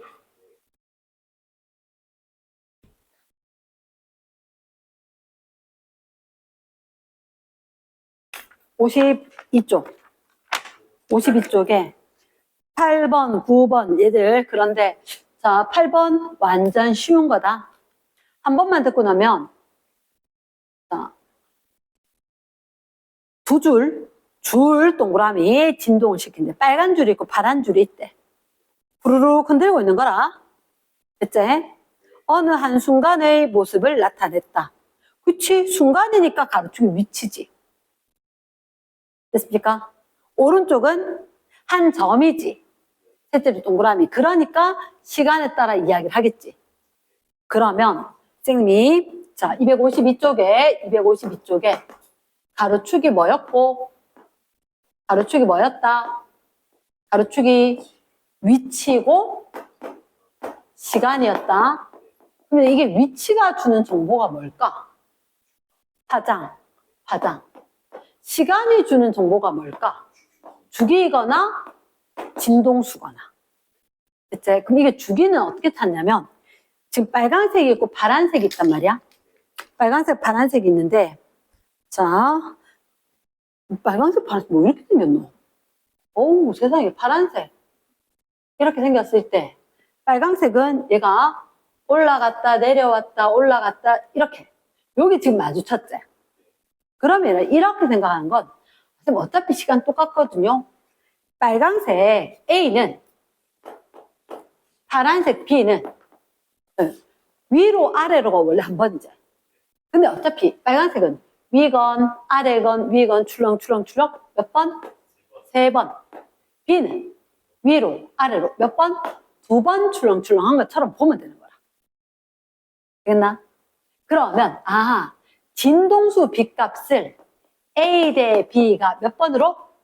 3대 2로 보면 돼. 됐나? 그러니까 굳이 얘를 갖다가 주기를 구하려고 애쓰지 않아도 된다고. 이게 팁이지. 이 문제는 그 왼쪽에는 파장은 생각보다 누구 찾기 쉬웠을걸? 파장은 A 대 B가 얘가 A 대 B가 1대 2. 그렇지. 그럼 V는 F 람다잖아. 어차피 우리가 F 구해놨지. 람다 F 람다 얼마? 3과 4. 3대 4. 됐나? yes. 사실 중요한 건 9번이 생각보다 학생들한테 오류가 많거든. 근데 이거 응용이 많아요. 자, 9번은 오른쪽으로 진행하는 파동. 어느 한 순간의 모습을 나타냈다. 파장이 다시 설명할까? 가로축이 위치였거든. A가 이렇게 요만큼이 한 파장인 거야. B는 지금 요만큼밖에 안 된 거지. 그럼 이만큼 더 갔다 와야 되지. 맞지? 그럼 만약에 요 간격이 1m라면 A는 몇 미터면? 2m면 되겠다. A의 파장이 2m면 되겠는데 B는 파장이 얼마가 되냐면 4m만큼 필요하다. 굳이 안 그래도 돼. 자, 출발, 시작, 올라갔다가 내려왔다가 한 번은 갔다 왔네요. 이렇게 파장하면 된다. 되겠나? 진동수 따질 때도 올라갔네요. 한 번, 내려왔네요. 한 번. 이렇게 해서 비교만 해주면 되는 거야. 얘는 실제 값이 아니라 B를 찾는 거니까. 되겠나? yes. 자, 9번 본다. 9번은 첫째 줄을 반드시 읽어야 돼. 오른쪽으로 진행, 네모 박스. 오른쪽으로. 그러니까 매우 중요하다. 오른쪽으로 진행을 하고 있다. 그런데 파동 어느 한순간의 모습을 나타냈고 이 순간에 피해 있던 파동 마루는 0.2초 후에 P' 지점까지 갔다. 자, 쌤 얘기를 한번 들어봐래. 혹시 사인 함수 그래프? 그치. 일단 보통 사인 함수 그래프 그릴 때 라디안 단위로 끊어서 그렸지. 맞지? 라디안 단위로 끊어서 그렸을 때, 자, 몇 등분? 4등분? 4등분. 해서 얘가 올라가고, 내려오고, 올라가고. 이렇게 딱딱딱딱 끊어져서. 이렇게. 됐잖아? 그 형태로 기억을 한다는 거지. 근데 지금 요 위에 요 지점이 뭐? P점이지. 그치? 그러면 얘가 파동이 움직일 때는 어떻게 해? 그 모양 그대로 유지하면서 옆으로 딱 이렇게 가는 거거든. 그럼 얘가 누가 도장 파서 옆으로 도장을 그대로 옮겨 찍은 거나 마찬가지야. 도장 파서. 그럼 얘가 오른쪽으로 진행을 한다 그랬는데 여기 있던 애가 요 옆에 가는데 몇 초 걸렸다고? 0.2초가 걸렸다고. 0.2초가 걸렸는데 여기서 요만큼 갔대. 그치? 음료수 요만큼 거리가 얼만데 지금? 2cm인 거야. 2cm. 그럼 잠깐 봐봐. 내가 봤을 때 이거 사인 함수 그래프처럼 본다면 0.2초로 한 것은 얼마밖에 안 돼? 4분의 1 주기밖에 안 되는 거지. 말 되겠나? 주기는 얼마? 0.8초가 되는 거지. 그러니까 이게 여러 가지 방법을 풀 수가 있는데 잘 봐봐. 주기가 0.8초지. 파장은 얼마야? 8cm가? 근데 난 쌤 그렇게 안 할게. 왜? 이렇게 하면 굳이 써야 되는데 잠깐만. 이 옆으로 가는데 몇 초 걸린대? 0.2초 동안에 그 2cm 옆으로 이동했어. 끝. 그게 파동 속력이지. 0.2초 동안에 2cm 그냥 옆으로 이동을 했다. 그럼 얼마? 10cm per second. 이렇게 될 수가 있다. 기억해. 그럼 주기는 몇 초인가? 0.8초. 끝나? 니네 속력은? 왜 0.1이지? 단위가 0.1 미터 per second이니까. 오지. 그치? T끝. 그럼 마루가 P에서 P'까지 갈 때 매질의 운동 방향 밑줄. 자, 밑에다 크게 적어줘래. 매질은 제자리에서 운동을 합니다. 오른쪽으로 가는 건 진행 방향이야. 이거 지금 종파야, 횡파야? 횡파겠네, 이렇게 됐으면. 횡파. 언제가 횡파야? 고접파. 고접파. 위로 아래로 가는 건 고접파야. 횡파.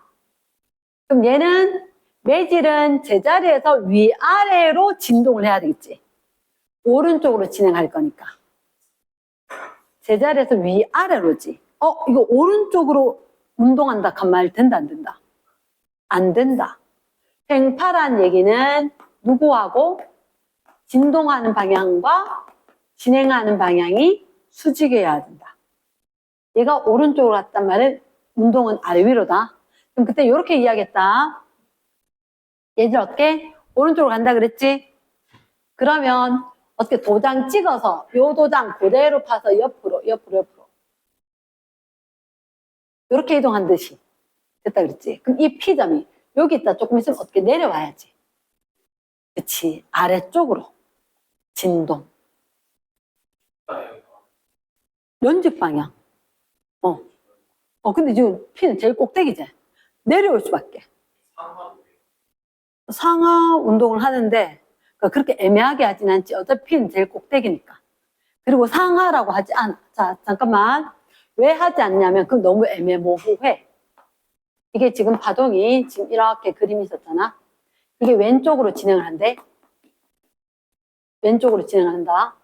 그러면 파동을 봤을 때 이렇게 이 점은 P점, 이 점은 Q점. P점은 어느 쪽으로 진동 방향을 써라면 왼쪽으로 진행을 한다. 이렇게. 왼쪽으로 진행을 한다. 이렇게. 그래서 Q점은 잠시 후에 빨간색처럼 되기 위해서 올라가야 되고 P점은 잠시 후에 빨간색처럼 되기 위해서 내려가야 돼. 진행을 왼쪽으로 한다라고 하면 이걸 이렇게 적용을 해야 돼. 됐나? 응.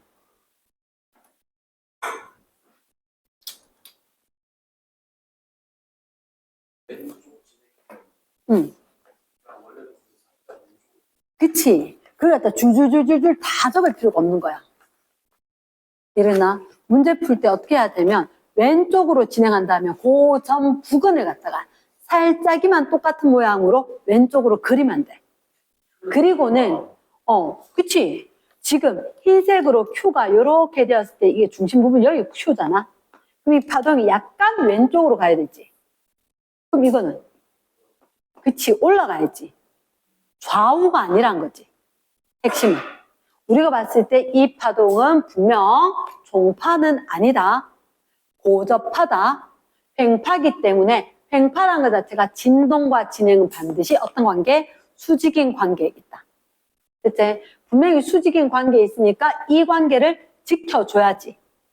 그치? 지키기 위해서 뭐 해야 되냐? 오른쪽으로 진행한다 했으니까 위아래로 진동은 해야지. 근데 위아래로 하면 안 되는 거야, 답은. 위인지 아래인지 명백하게 떨어지는 거니까. 이랬나? 모호하게 그렇게 답하는 건 아니다. 위냐 아래냐 명백하게. 됐지? 응. 됐습니까? 그럼 요 옆에 거는 이제 오늘 설명을 추가적으로 들었으니까 할 수 있겠지, 그지? 그러니까. 실력 2번에서요. 네. 자, 실력업 2번에 잠깐만 보자. 파동의 어느 한 순간의 모습이다. 왼쪽에 순간이니까 왼쪽에다 뭐 적을래?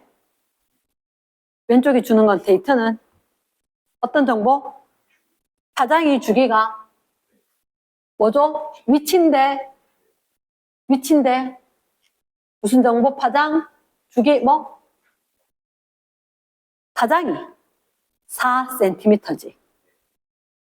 오른쪽 그래프는 시간이니까 주기에 대한 정보를 주겠지. 주기 몇 초? 2초. 그럼 주기가 2초인데 파장이 4cm지. 근데 문제는 뭐냐면, 자, 첫째 줄 끝에 나는 가의 순간부터 점 A의 변위 밑줄 쫙 별표다. 점 A 변위. A가 지금 어디 있어? 중심에 있지. 그때가 A가 올라가 내려가? 내려가지. 그러면 그래프에서 이렇게 돼 있는 이 경로에 A가 있어. A가 어떻게 올라간다 내려간다? 내려가도록 선을 그어야 된다는 거지. 그럼 내려가도 그럼 어떻게 해? 이쪽이가? 그래 내려가지. 이번에 거. 오른쪽. 그 나는 가 순간부터 A점. 근데 이게 안 익숙해져서 그래. 얘가 이 나는 A점의 거다. A점의 건데 이렇게 됐으니까 이 A점은 여기였는데 이 점 시간에 따라 나타냈더니 바로 그 다음 순간 내려갔다. 이 부분만 알면 돼. 그래서 이게 내려가기 위해서는 얘가 내려가기 위해서는 선이 이렇게 돼야지. 파동이 왼쪽으로 파동이 진행을 했겠지. 매질은 위아래 진동. 파동의 진행은 왼쪽. 됐습니까? 이건 외울 수가 없어. 문제마다 다르니까. 내가 찾아줘야 된다. 여기 중요한 문제들 많음. 5번 문제도 그렇고. 풀어오고 난 뒤에 이야기를 할게. 자, 오늘 전반사에 대해서 맛배기로 조금만 좀 알려줄게. 자, 256쪽. 네.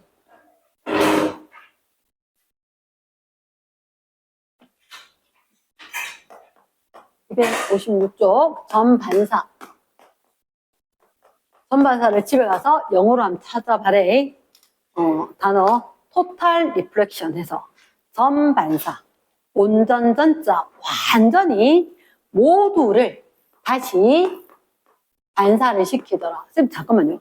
반사는 다시 그 매질로 되돌아 이런 의미거든. 다시 그 매질로 온다. 그러면 지금 그게 다시 무슨 말이죠? 반사랑 달라요. 반사랑 아예 달라. 반사는 자 우리가 알고 있었던 반사는 매질이 있어. 그 매질 중에서 대표적인 게 거울인 거야. 거울. 그러면 빛을 갖다가 거울에 보내면 얘들은 그대로 다시 들어갈 수 있다 없다? 없다.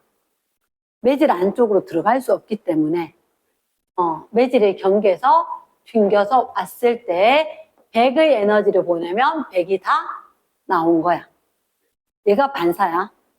그치? 다시 그 매질 오니까 똑같은 데서 똑같은 데로 오니까 속력도 일정할 거고. 모든 게 똑같은데 에너지 100 그대로 온다. 얘는 반사였고, 굴절은 그에 비해서 어떻게 달랐느냐? 매질의 경계가 있었고 진행하는 빛의 일부가 이렇게 꺾여서 들어가더라. 다른 매질로.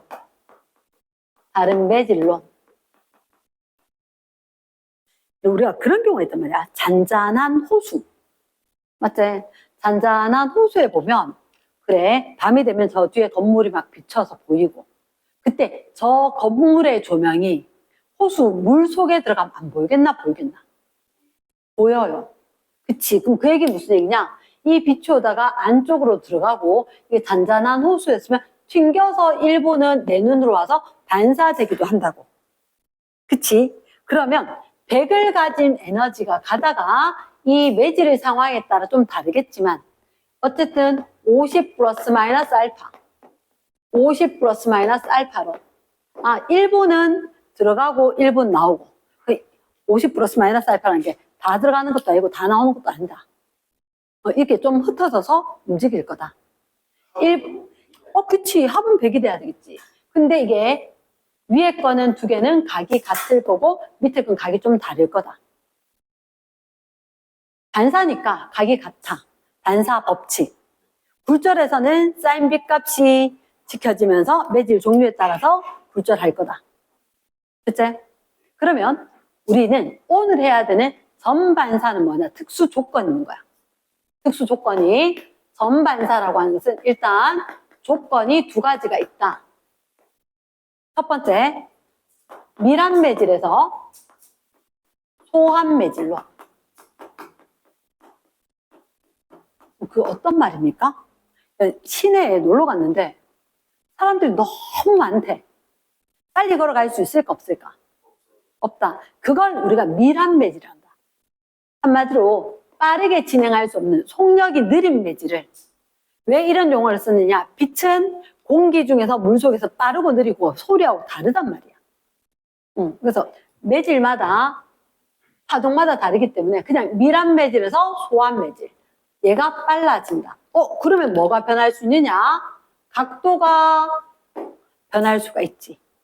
한마디로 입사각보다 뭐가? 굴절각이 커질 거야. 입사각보다 굴절각이 커질 거야. 됐지? 그런데 임계각보다 큰 입사각.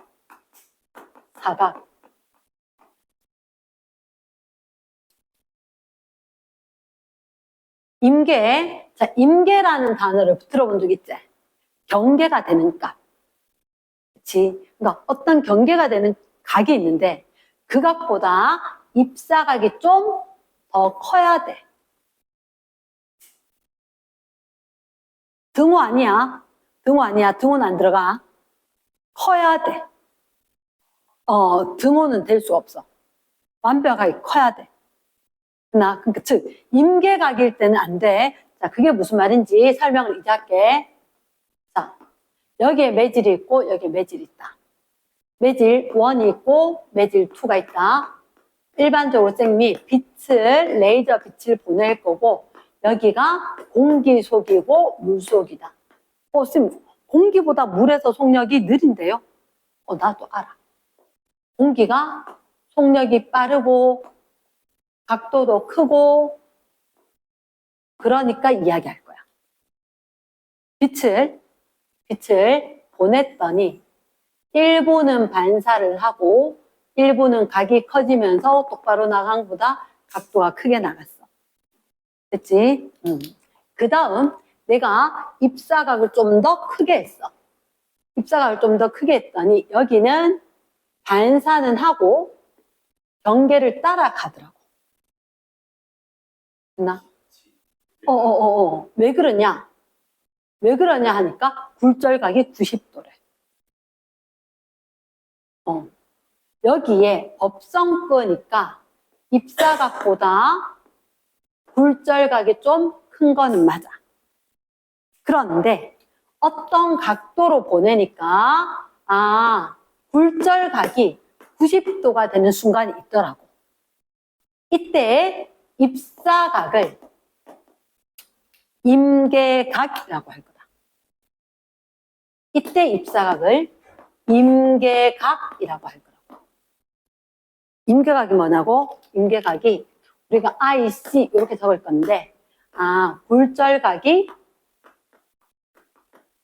90도가 되는 이때의 입사각을 임계각이라 할게요. 어떤 경계가 된 그 각.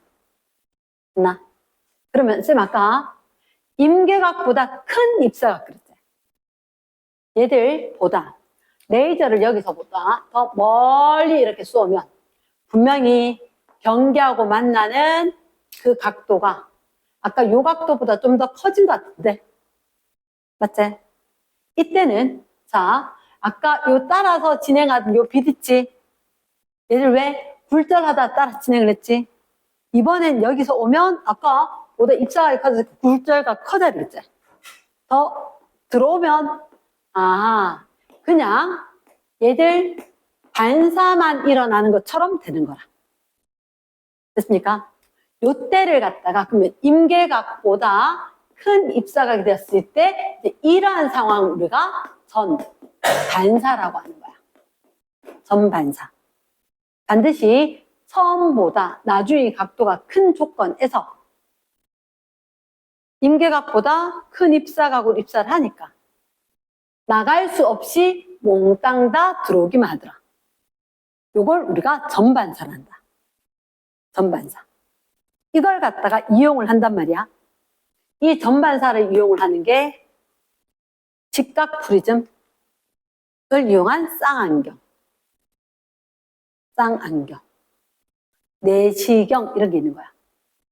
광통신. 무슨 얘기냐?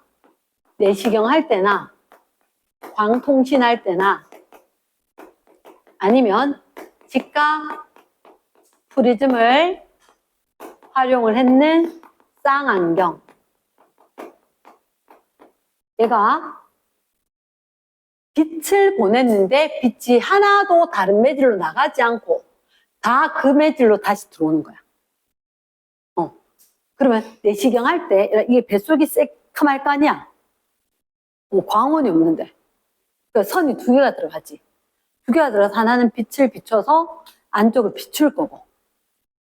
그럼 그 빛이 가서 위벽, 대장벽 반사한 다음에 다시 되돌아온 빛이 있을 건데 그게 또 다른 하나의 선을 통해서 컴퓨터 모니터까지 연결될 수 있도록 빛이 정보가 전해져야 되는 거지. 그럼 그때 일부의 정보라도 없어지면 된다, 안 된다? 안 된다. 모든 정보가 그대로 싹 다 다시 빠져나가지 않고 그대로 진행을 해야 된다.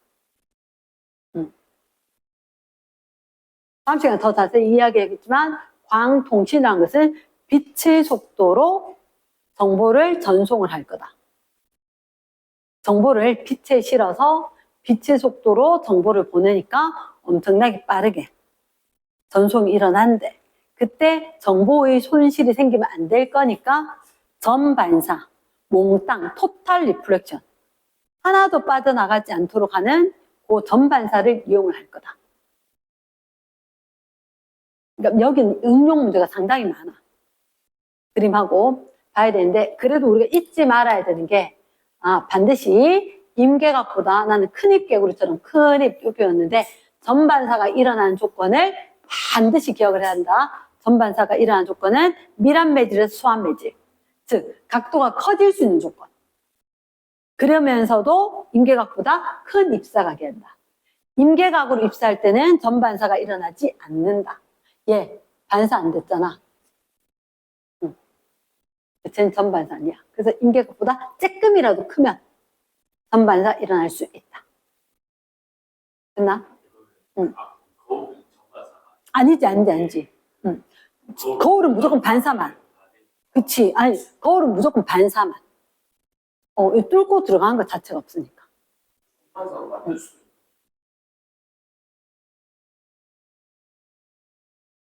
저거는 전반사라는 얘기를 안 한다고. 왜냐? 굴절을 할 수 있지만 굴절이 안 일어나고 반사만 되는 경우를 전반사라 할 거니까. 일반 일반 유리로 전반사를 안 되니까 얘기하지 않을까. 그러니까 아니면 다른 코팅으로 뭔가를 해야 되겠지.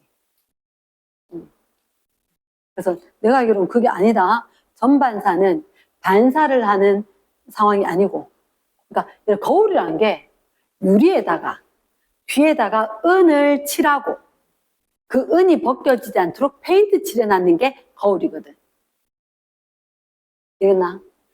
그러니까 유리에다가 은을 갖다 칠하고 그리고 난 뒤에 그 은이 벗겨지지 않도록 페인트를 칠해놔서 빛이 와서 바로 반사만 일어나는 게 거울이란 말이야. 그치? 그럼 유리로 전반사, 얘 같은 경우는 자, 우리가 나중에, 그러니까 그 조건들이 여러 가지가 있는데, 내시경, 뭐 직각 프리즘 했을 때, 직각 프리즘 같은 경우는 사실 유리지만, 특수한 각도를 이용을 해서 전반사가 일어나게 하는 거라. 그 물질도 중요하지만 그 물질 자체가 아니고, 이 물질과 이 물질의 굴절률 차이 때문에 전반사가 되고 안 되고. 유리가 중요한 게 아니라 유리와 바깥쪽에 다른 물질이 있어야 되는 거야. 그러면 얘들 같은 경우는 이렇게 직각 프리즘은 직각 프리즘 얘가 이렇게 되는 상황이면 이 각도 이등변 삼각형이라서 45도겠지. 45도가 된 직각 프리즘인데 유리는 임계각이 쌤 알기로 42도인가 이래. 42도. 그런데 여기다가 어떻게 하느냐? 이렇게 수직으로 들어가도록 빛을 보내. 됐나? 그러면 이 유리와 바깥쪽 공기와 경계면에서 요각이 입사각이지. 입사각이 몇 도일까? 45도. 입사각이 45도가 되는, 잠깐만, 임계각이 몇 도라고? 42도. 입사각이 45도. 큰 입. 입이 크면 전반사 할 수 있지. 그치? 전반사 할 수 있다. 여기서 이쪽 나간 거 하나도 없다는 거야. 하나도 없다는 거야. 그래서 여기 딱 왔어. 딱 왔는데 여기 딱 오니까 여기 다시 입사각이 또 45도네. 맞나? 왜냐? 이게 45. 자답게도 졸답게도 45인 거야. 그러면 또 다시 45니까 임계각보다 또 크네요. 이렇게 된 거지. 그럼 얘는 또 전반사가 또 일어나. 쫙 해서 그대로 다시 나간다는 거지. 우리가 멀리 보는 쌍안경, 뭔지 알지? 그거 쌍안경 안에 한쪽에 이런 직각 프리즘이 2개가 들어가. 그러면 빛이 다시 이렇게. 그래서 내가 저 멀리 DMZ 쪽에 빛이 오는 걸 받고 꺾여서 내 눈으로 들어오도록. 이런 형태로 보면 전반사는 빛의 손상 없이, 손실 없이 그대로 들어올 거니까 뚜렷한 상을 볼 수가 있다. 지금 유리로 안 하고 거울로 하면 그래, 유리보다는 거울이 아까도 이야기했지만 그래, 은칠하고 페인트 칠하고 있는데 시간이 지나면 페인트가 벗겨지고 은이 벗겨지고 이런 상황 때문에 안 좋아지는 케이스들이 생겨. 그래서 쌍안경은 오래 써도 괜찮은 게 보통은 안에 렌즈에 뭐 곰팡이가 피지 않거나 이러면 저렇게 했을 때 유지가 된다는 거지. 이러나? 직각 프리즘 자체가 처리가 아니고 직각 프리즘은 저기서 임계각하고 때문에 공기와 경계에서 자동으로 전반사가 일어나거든. 그래서 그냥 유리는 어떻게 할 수가 없어요가 아니라 쟤들이 각도를 조절을 해서 입사각과 굴절각이 조절이 되면 이거는 물하고 공기하고서 무조건 전반사이잖아. 물하고 공기하고 적절히 입사각을 조절을 하면 전반사를 할 수 있다는 거지. 그 들어가는 각도에 따라 다르겠지. 들어가는 각도에 따라서. 그럴 수가 있다. 그래서 아주 전반사가 잘 이용되고 있는 게 다이아몬드다. 그러니까 다이아몬드는 똑같은 다이아몬드지만 커팅 상황에 따라서 가격이 엄청나게 다르다는 게, 그러니까 만약에 전반사가 따다닥 일어나서 안에서 계속 왔다 갔다 하니까 밖에서 보면 엄청 반짝이는 거야. 조명이 없는 것 같지만. 그래서 엄마 거 보면 큐빅하고 다이아몬드하고 완전 달라. 다이아몬드는 정말 반짝. 큐빅은 그냥 번쩍 요 정도. 근데 도로에서 전반사가 이용이 되고 있다. 일반 도로에 전반사가 이용이 되고 있다. 어디서? 한도 못 봤어. 어디? 차선 분리하는데 거기 어디?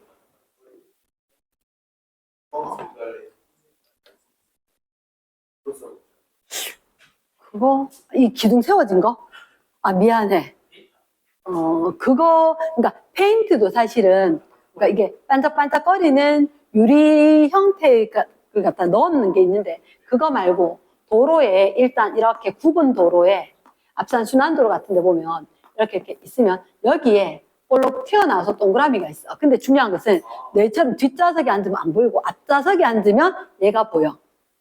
여기 이 동그라미가 사실은 요즘은 뭐 LED 같은 거 일부러 불 켜긴 하는데 옛날엔 그게 아니라 동그라미 돼 있어. 아무것도 없어. 근데 내 차가 가면서 전조등으로 빛을 비추면 전반사가 일어나서 반짝거리게 내 눈엔 보이는 거야. 고속도로 있지. 근데 요즘 LED가 많은데 그 앞좌석에서 보면 얘가 보이는데 옆에서 이렇게 보면 아무것도 안 보인다는 거지. 이렇게 있으니까. 빛 받는 면이 아니니까. 그래서 이거 앞좌석 말고 뒷좌석에 앉아서는 아무리 저게 있어도 옆으로 이렇게 보면 안 보이고 정면으로 이렇게 해서 앞에서 보면 이게 반짝인 게 보인다. 그리고 중앙에 차선에 봤을 때 여기 이렇게 볼록 솟아는 게 있었지? 이렇게 된 거. 여기 이 부분도 바닥에 있는 거.